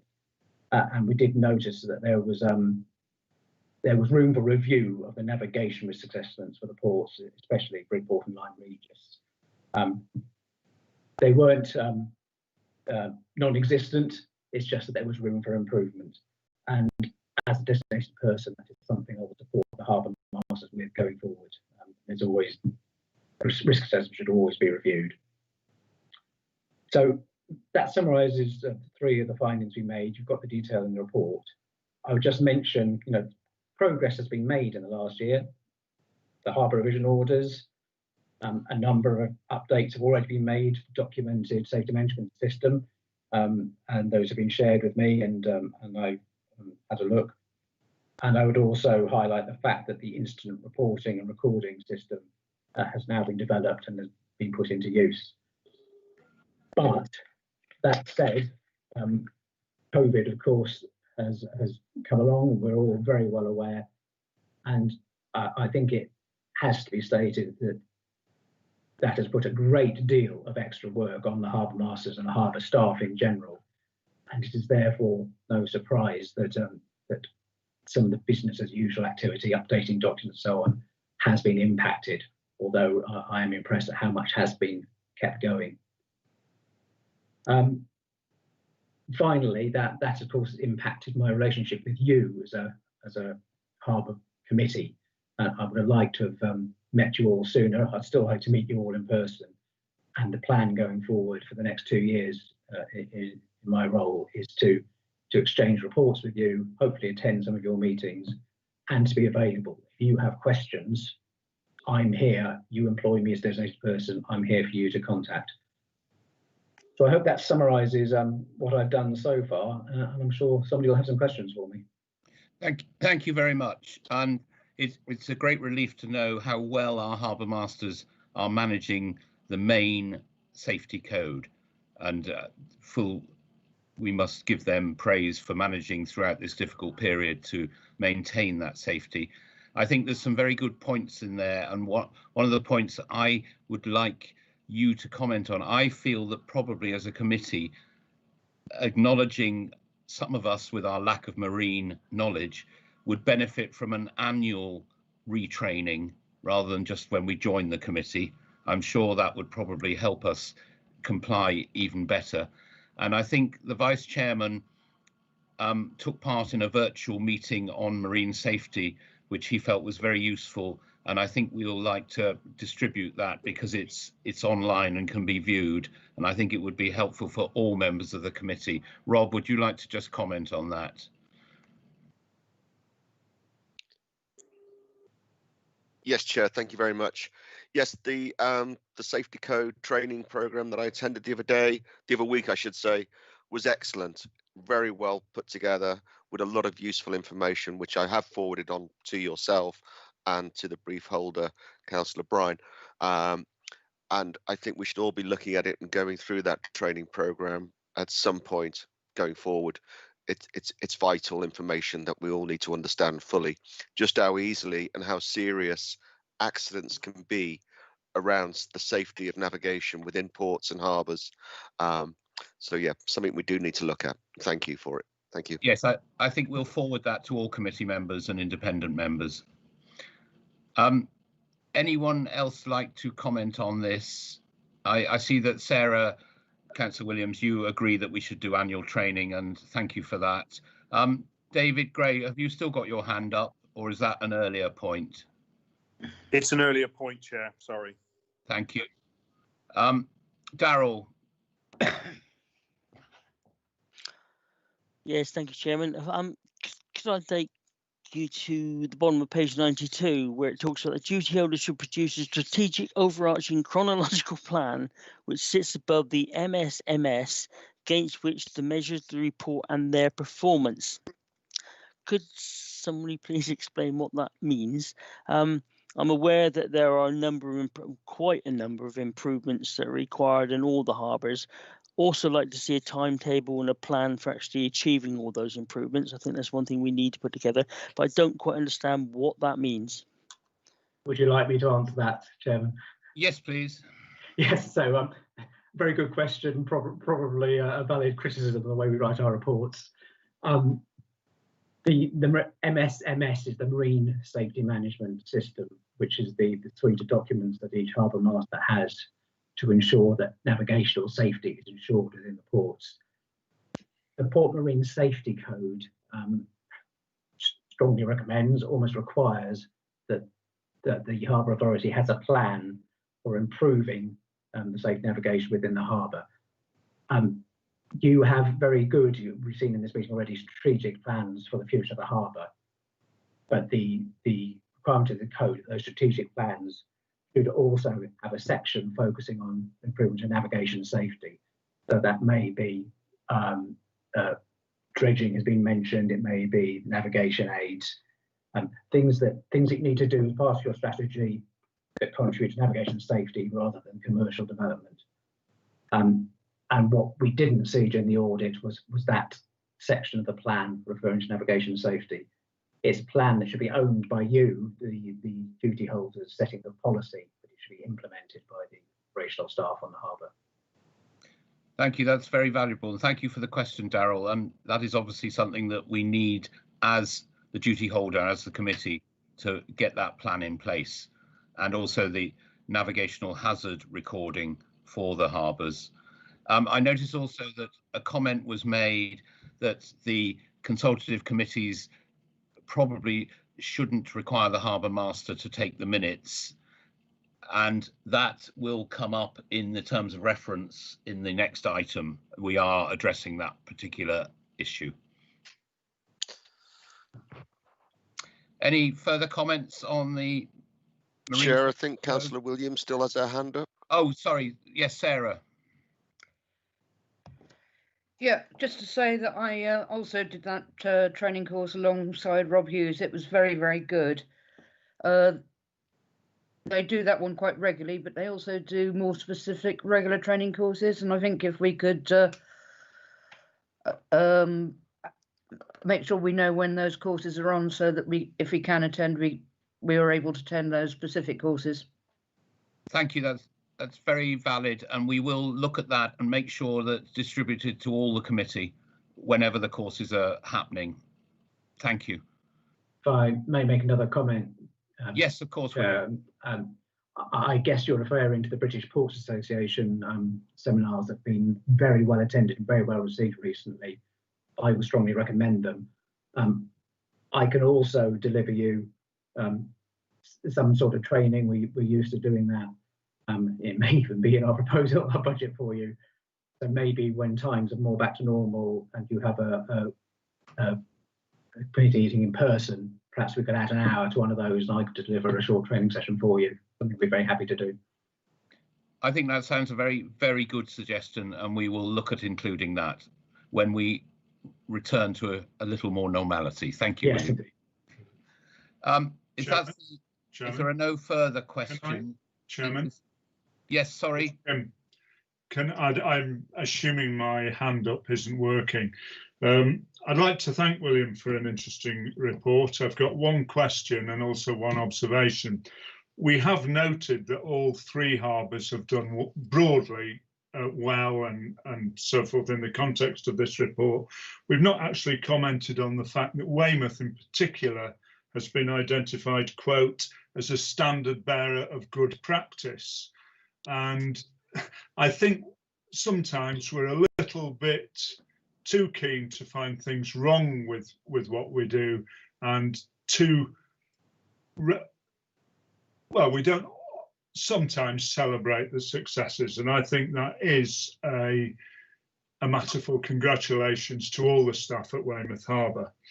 In terms of my question, hidden away in the detail of the report is a comment about Bridport, and in particular, as I read that comment, declassifying Bridport as a competent port authority.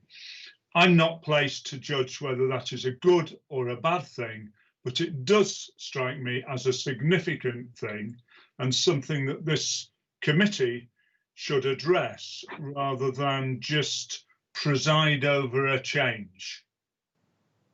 Thank you. Would you like another? Yeah, could you comment on that, please, William? Yes, that's well, to your first comment, yes, indeed. You should be very proud that all of your harbours are doing a lot of things very well, and I do think that can sometimes be lost. So yes, I fully endorse that, and that's why it was in the report.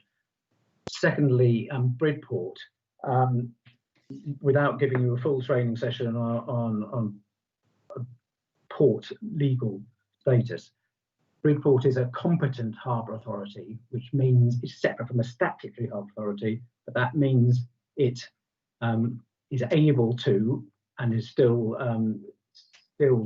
listed as a port providing a pilotage service. You don't employ any pilots, it wouldn't be possible to do it, but legally you provide a pilotage service, and if a ship wanted to come into Bridport, unlikely as that may be, you would have to provide a pilot. So there was a recommendation that that is sorted out. You may want to keep that service. It needs considering, as stated. That's helpful, Chairman. I think all I'm saying is that there is something strategic in that, and some people would argue that exactly the same principles apply to Weymouth. Jim, I think that what we're talking about here is the difference between competent and statutory. And the recommendation, I believe, from William is that Bridport goes to statutory rather than competent because of the unlikely need for pilotage. Is that correct? It's slightly more complicated than that. If we could spend a whole meeting discussing it, but I think it's something that you need to take advice on and take a view on as a committee in due course. That is exactly what I'm saying, Chairman. So, Jim, that's really valuable, and thank you for raising it. And I would like to echo the praise from both you and William on our excellent staff at all the harbours and what a brilliant job they've done, and a very fitting tribute to Keith as he retires as Weymouth Harbour Master. So thank you for that. Any further comments? If not, thank you very much, William, and we look forward to seeing you at our meetings, and in particular welcoming you to doing a more personal training session, perhaps a little later in the year, we hope, or next year, I think it'll be now, but we hope we will get to the point where we can actually meet you and enjoy your training. Thank you. Looking forward to it. Right, now we move on to item 11. Chairman, could I just interject? It's Denise. There was there's a recommendation attached to Mr. Heap's report for the committee to accept it. I'm happy to propose his report. Do we have a seconder?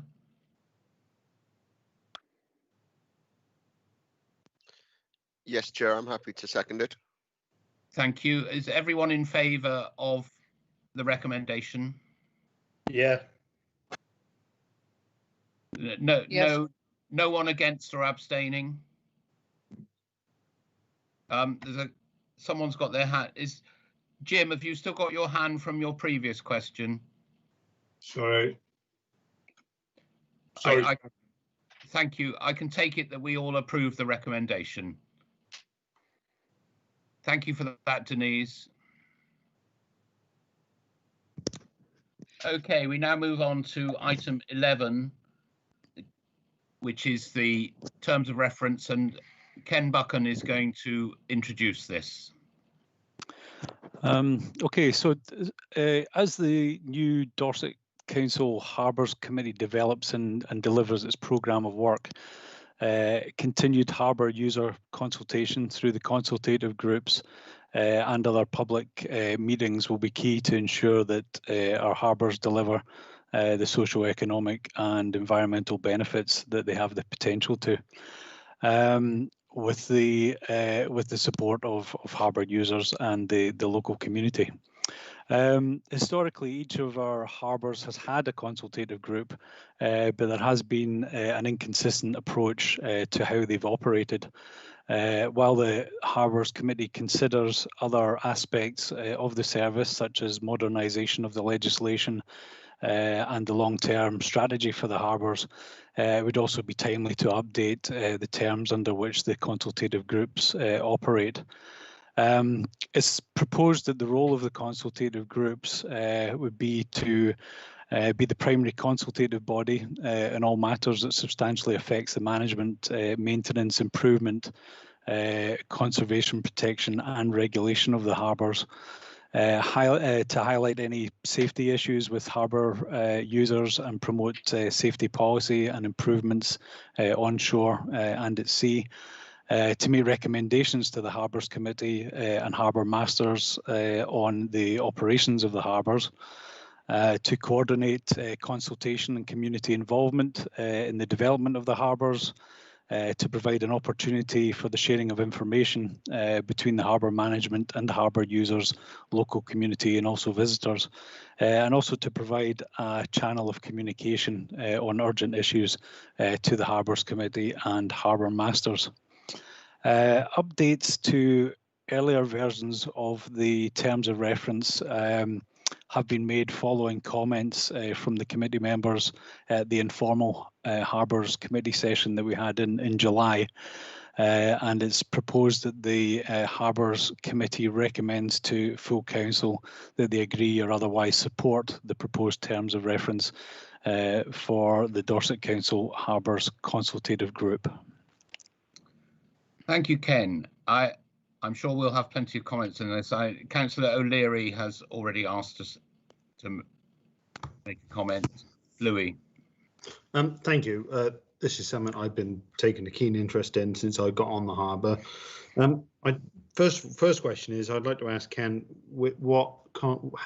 how has he worked with harbour users in the harbour to come up with this new terms of reference? The terms of reference, what we have currently has been based on previous terms of references across all of the harbours. It's a hybrid of those terms. So in terms of the list of members, that has been taken from the previous terms of reference. I guess the judgment was made that the groups that existed within those harbours are granted a lot easier for Bridport and Lyme because of the number of associations and clubs and users of the harbour there are somewhat limited. And for Weymouth, it's a little bit more complicated. But what I've done is built within the terms of reference the opportunity for that consultative group to consider its membership and to alter the membership should that be necessary. So the terms of reference as it's currently proposed is based on previous membership, which was a sort of broad spectrum of users of the harbour, current users of the harbours. Because when we had the informal session, it wouldn't have been the July one. It would have been the one before that because it was in person. We were promised a proper overhaul, complete overhaul of the consultation groups, because I just don't. They clearly, particularly Weymouth in particular, doesn't work. The Harbour Consultant Group doesn't do what it's meant to do. You've got groups like divers, for instance, that aren't included. You've got people on the quay such as Wayfish that have a big say in the harbour, who are not permitted to members. You have people from Weymouth Town Council coming to meetings from their delegates, and which, to be honest with you, I don't ever really see.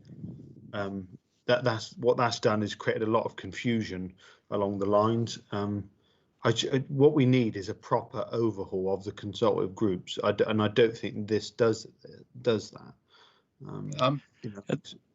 Ken, I think I think we're I mean, we're somewhat the current membership as listed in the terms of reference is quite broad. Now the individual members that sit on the group from these associations and organisations, that's entirely up to the committee to decide whether they are appropriate members or whether we need to go back to those associations and groups and asked if they would like to present other people towards that for that group. One thing that the terms of reference does do is it outlines more specifically the situation with substitutes, which previously the terms of reference didn't. So essentially what we're saying is that there'll be a representative from each organisation. The substitutes are welcome to attend the meetings, although they wouldn't be able to vote, but they will also receive the papers for the meetings in advance and can attend those meetings also. So essentially what we're saying is that on top of the 12 regular members, you could potentially have an additional 12 substitutes that attend those meetings. And I would assume that the input from potentially 24 members of the consultation group would give a much clearer idea of the views across harbour users. The thing, what I struggle with is these people, the consultative group is made up largely of customers of the harbour, people who pay to use the harbour. They pay us.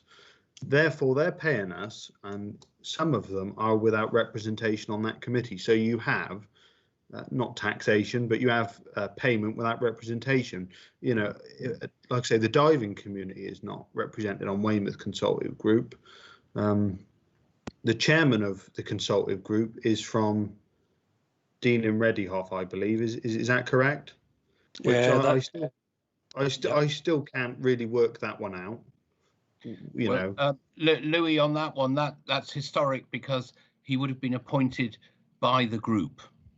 Yeah, I know, but the group, like I say, the group is not fit for purpose. Well, we promised an overhaul, and this doesn't go far enough.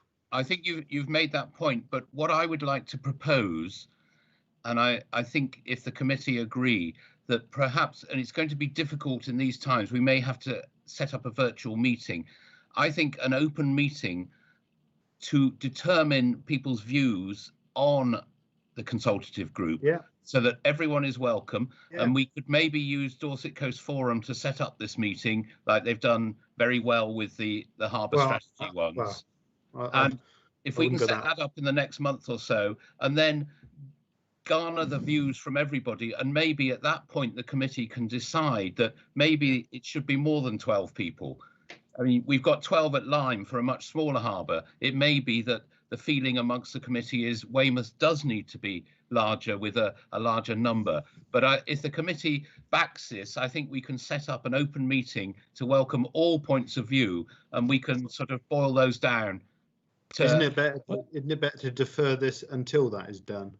Oh, I would agree, but I think Ken said there is a part in it that allows probably for this to happen.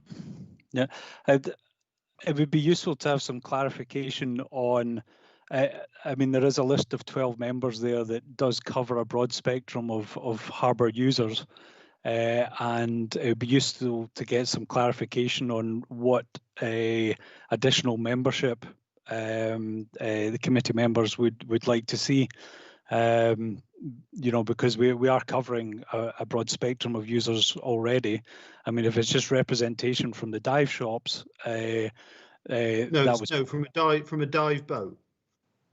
Okay. Dive boat. Yeah. I'm not sure, because this is up for a recommendation. I mean, if we want to go ahead to try to broaden this, because I am aware of the rumblings we have answered within this revised constitution one of the main issues that people felt it was unfair to try and ask the harbour master to take minutes and take part, and we have addressed that by ensuring that we will have a Dorset Council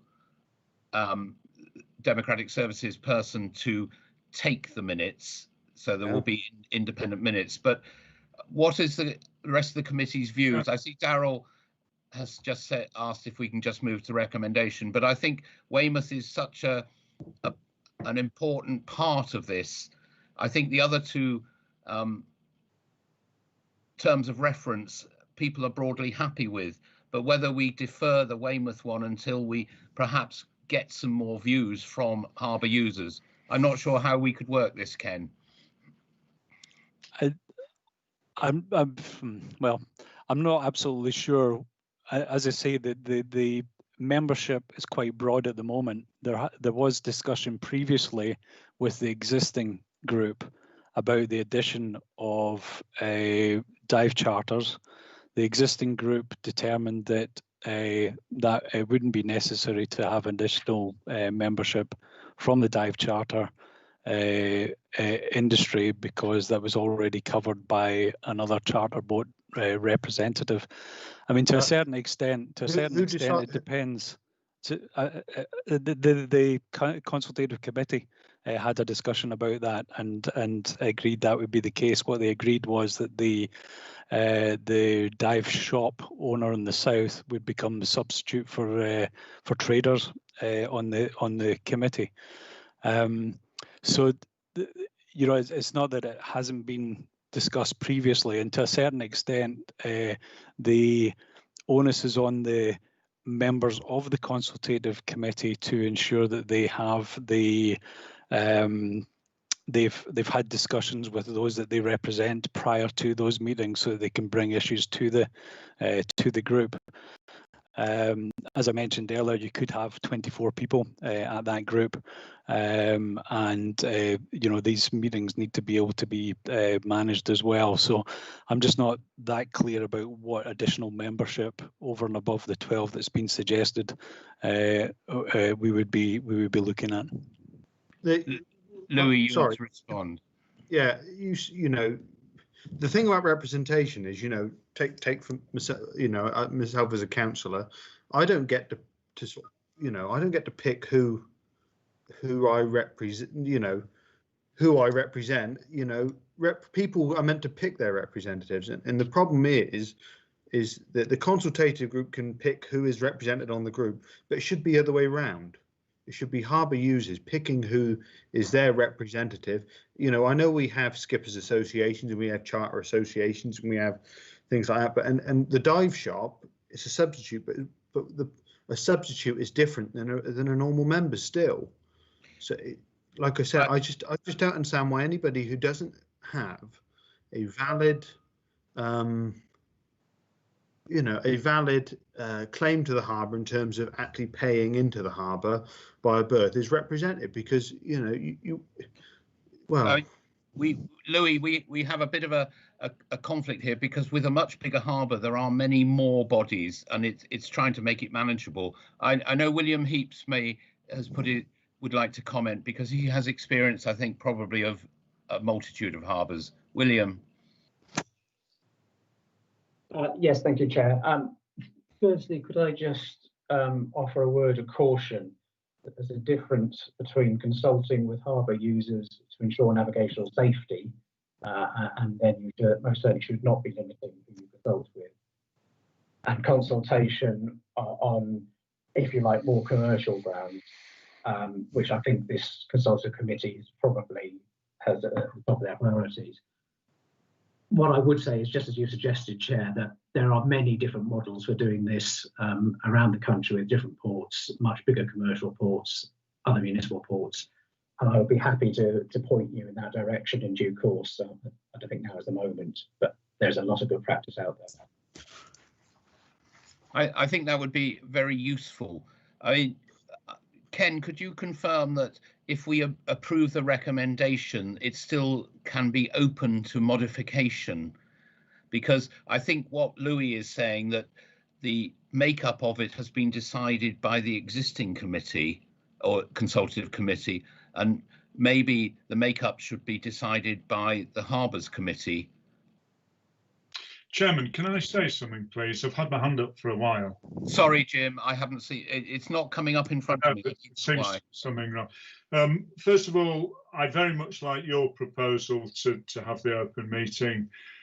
Secondly, in football terms, my belief is some of us have already lost the dressing room, and this committee is about to lose the dressing room. And that loss of the dressing room is entirely down to failures to consult in an appropriate manner. It goes far wider than simple membership, as William Heaps has just alluded to. There are good examples around the country, and I think it would be very wise at this stage to call a halt to where we are and actually follow some of that good practice, start engaging people in the process, which includes the process of decision making on the report that we're looking at now. And as a very simple starting point, look at some of the ideas in the Working Ports Association document that was circulated to us about, for example, the nature of the Harbour Masters report and so forth. So I do think your idea of holding back, having a public meeting, and then looking at the best way of doing this is a good thing. And I think not making a decision on this today is a statement of intent that would be taken well by various harbour users. Thank you for that. That's again, another very valuable comment. Can I have I'm getting some comments from one or two other committee members, but there's some committee members, and I would welcome some input from the independent members on whether they feel that we should hold fire on this and try to get using William and the ports authorities to get some other models to look and see if we can improve, because it should be constant improvement. What other committee members, what do you feel? Darryl, you first up.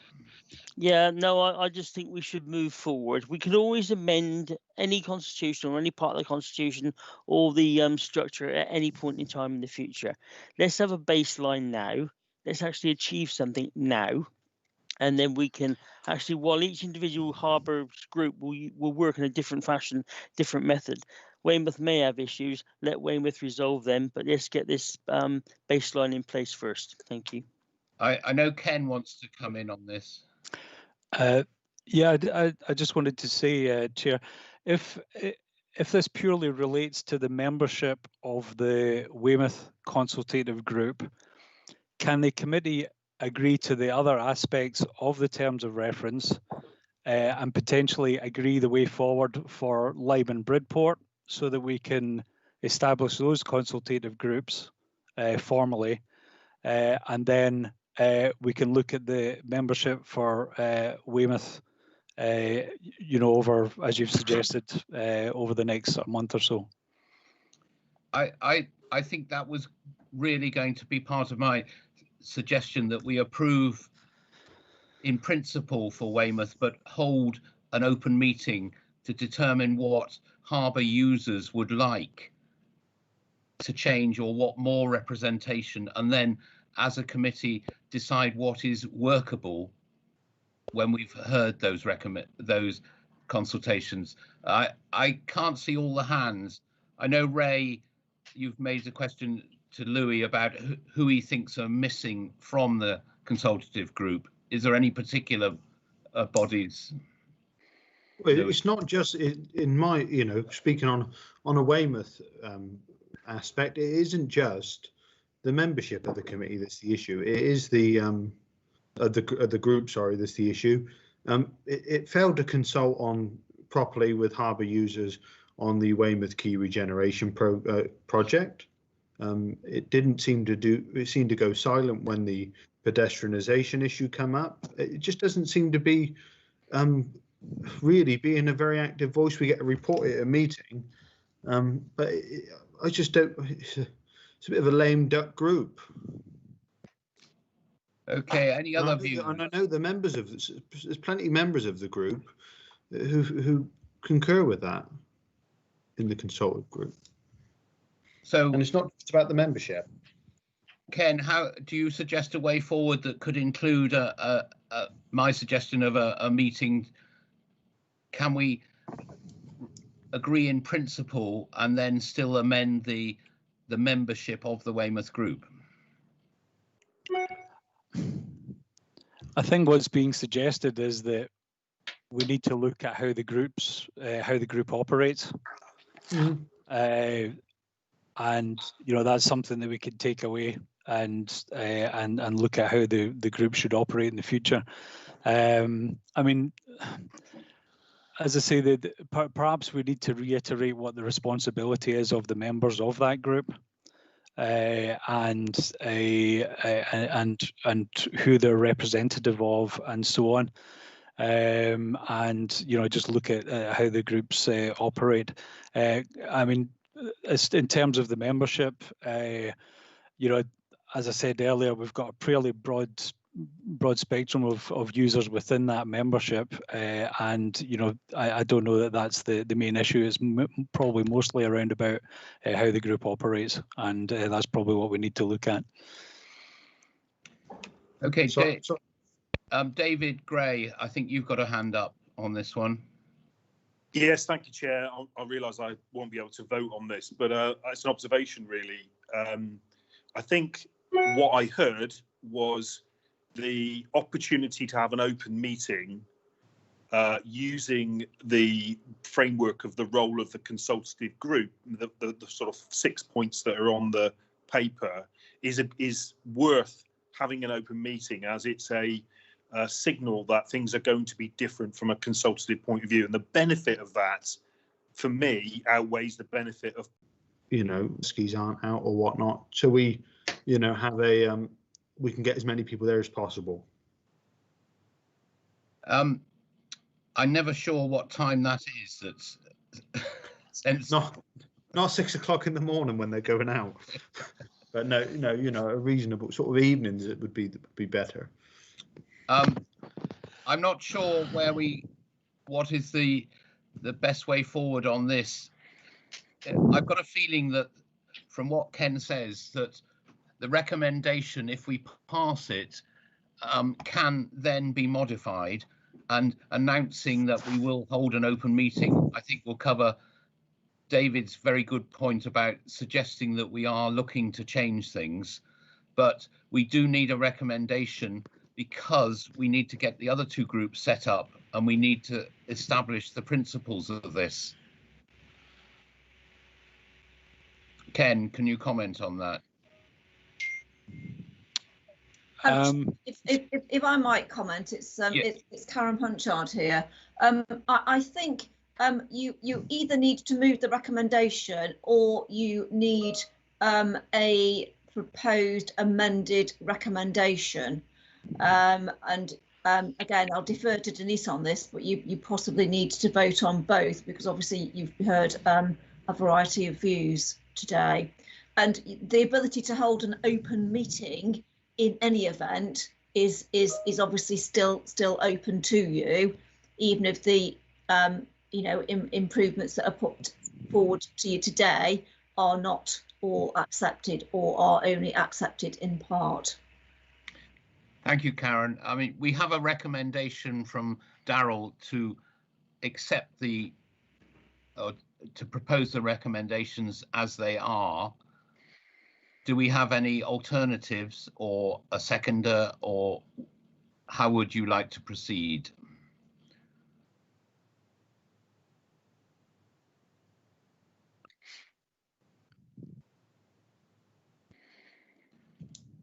Do we have a seconder for the recommendation?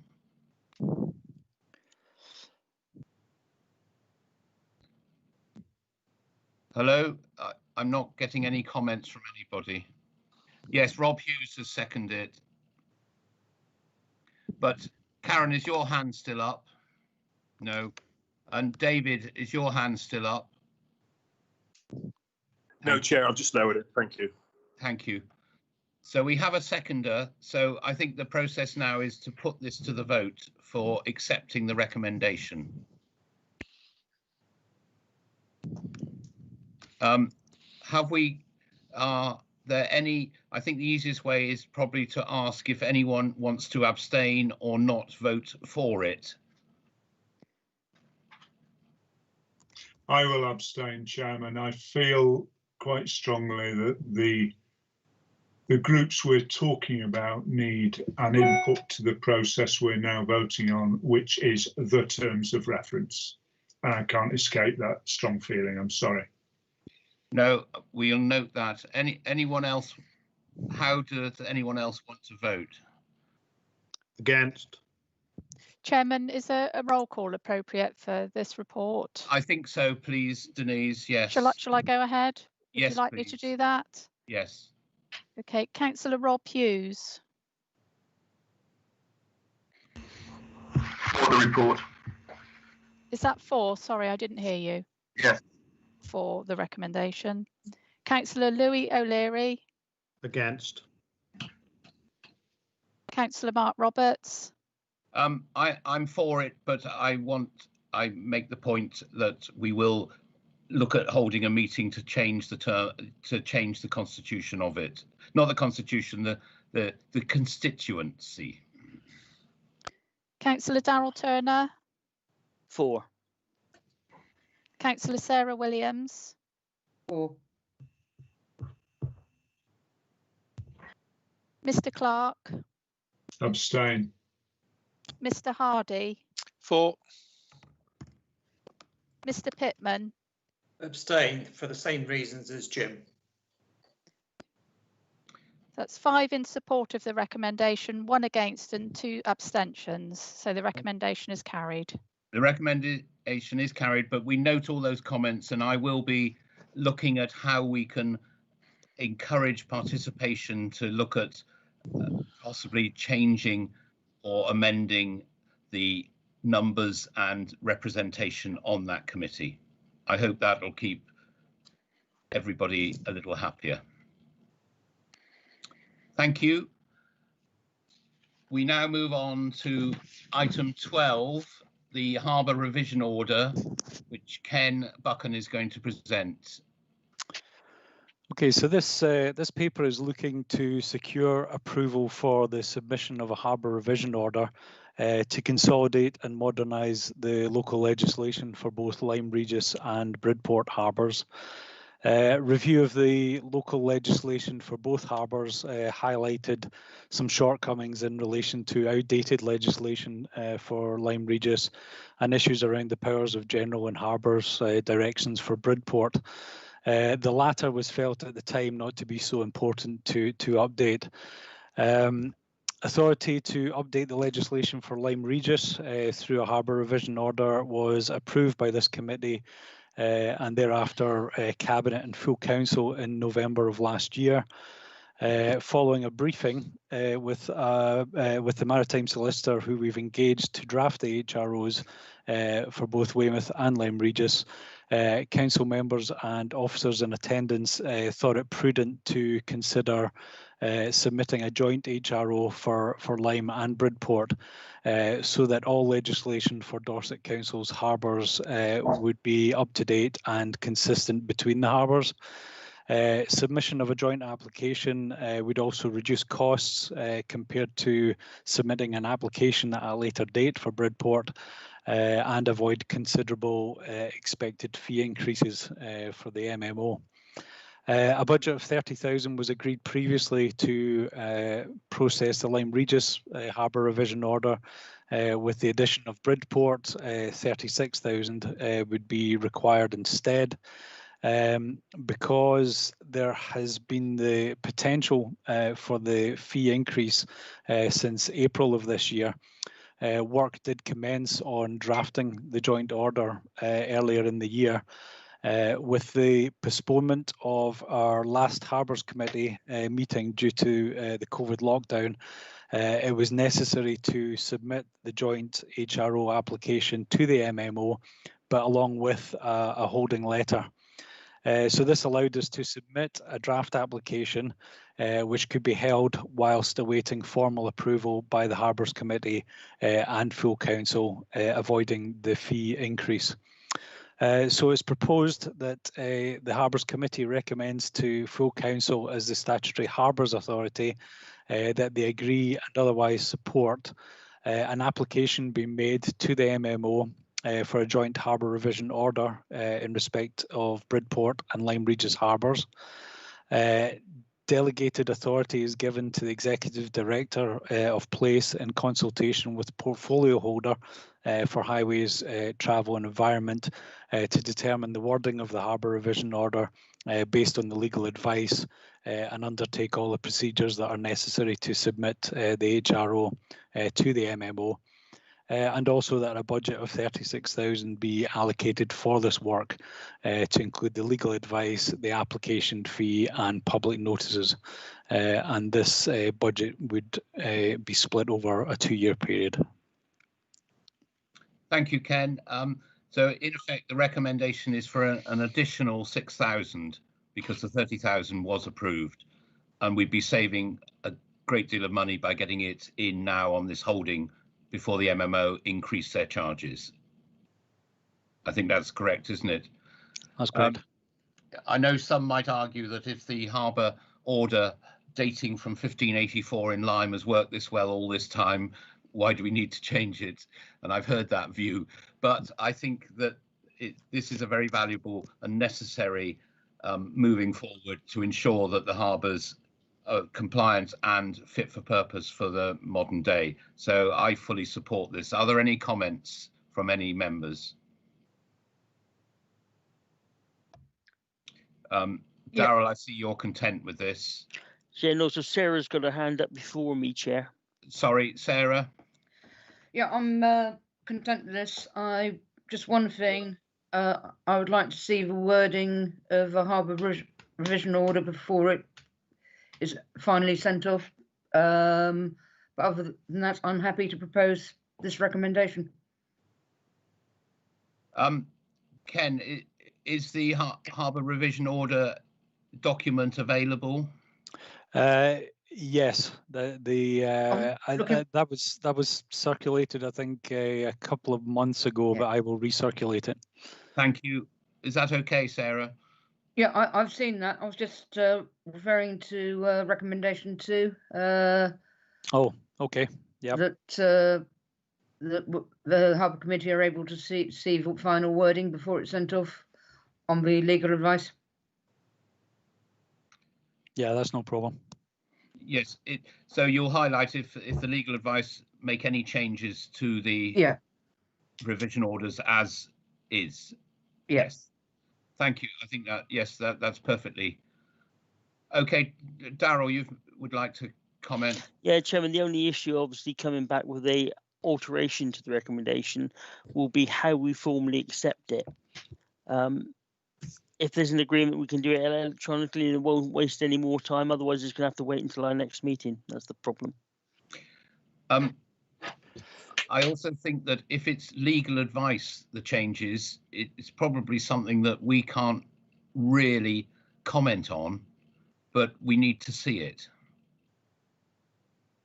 Ken, your view on that? Yeah, the second recommendation to give the delegated authority to executive director and portfolio holder, if members of the committee see the final draft version and they have any issues around that, we can coordinate with the executive director and portfolio holder as to any amendments that we may miss to propose to the solicitor. Thank you. Jim Clark. Yes. Oh, sorry, I've left my. Okay. Sorry, I have no comment. I support the recommendation. Thank you. Sarah and Darryl, does Ken's proposal that we, if having read it, you've got any points that we raise it or have a little electronic, a virtual meeting with the director and the brief holder to make those points? Are you happy with that? I'm very happy with that. Thank you. Yeah, I'm also very happy. We should be doing more electronically as it is. Thank you. Okay, I think we're probably at the point of approving the recommendation. Again, do we need a roll call, or is there anybody against this? No, I think we can accept the recommendation. Please. For the minutes, Chairman, could I just have a seconder? I've noted Councillor Williams as the proposer. Denise is Councillor O'Leary. I'll second it. Thank you. Thank you, Louis. See, I am for some things. Okay, we move on now to, again, it's Ken. It's item 13, the Council Harbours Strategy Update. Okay, so as you're aware, we've engaged the Dorset Coast Forum to help develop the new Dorset Council Harbour strategy. This work had been delayed because of the coronavirus, but at our informal session back in July, everyone agreed a way forward, initially through the use of virtual workshops, so we could get the process started. Stakeholder engagement, of course, is key to developing the strategy, and it's expected that it will be an iterative process of strategy development and then engagement going forward. The first step of this process has started over the last 3 weeks. We had 4 virtual workshops, 2 for Weymouth and 1 each for Bridport and Lyme Regis. Attendance has varied. We had over 100 registered for the workshops, but only about half of that number actually participated. So the forum and Dorset Council will be promoting questionnaires that are available online for people to complete with their views, essentially asking similar questions to what were asked at the workshop. You may have seen that this was in the Echo today. And Dorset Council and the Dorset Coast Forum will promote this through mailing lists and also social media channels to get as much feedback as we possibly can. So this first step is all around initial scoping to gauge current use, what works well and what doesn't work so well within the harbours, and what the aspirations are of harbour users over the next 10 years. As I mentioned, the online surveys that replicate the workshop questions are now available, and the word I've had is that there's been quite a bit of interest in those questionnaires so far already. The forum team will write up the outputs from the workshops and from the questionnaires, after which, as a Harbours Committee, you'll need to consider drafting priorities for the future. So we will need to set up an informal session to discuss the possible priorities. And it's then proposed that these would be shared with harbour users in another consultation process. Following that, there'll be the formation of the draft strategy using the consultation outcomes in conjunction with the Harbours Committee and the Harbours consultative groups, and then a additional consultation on the draft strategy. After which there'll be the final strategy will be developed for sign off by Harbours Committee and Dorset Council.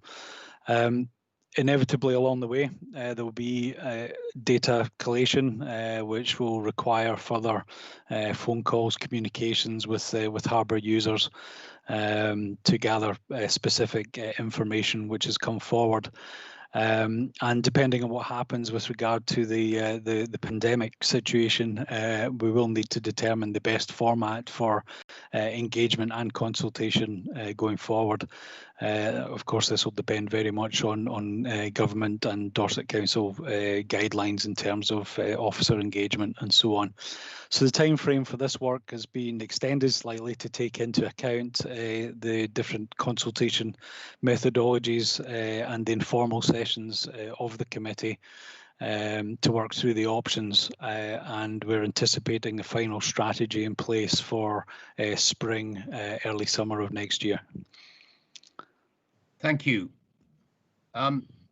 Comments, please. I see Councillor O'Leary would like to make a comment.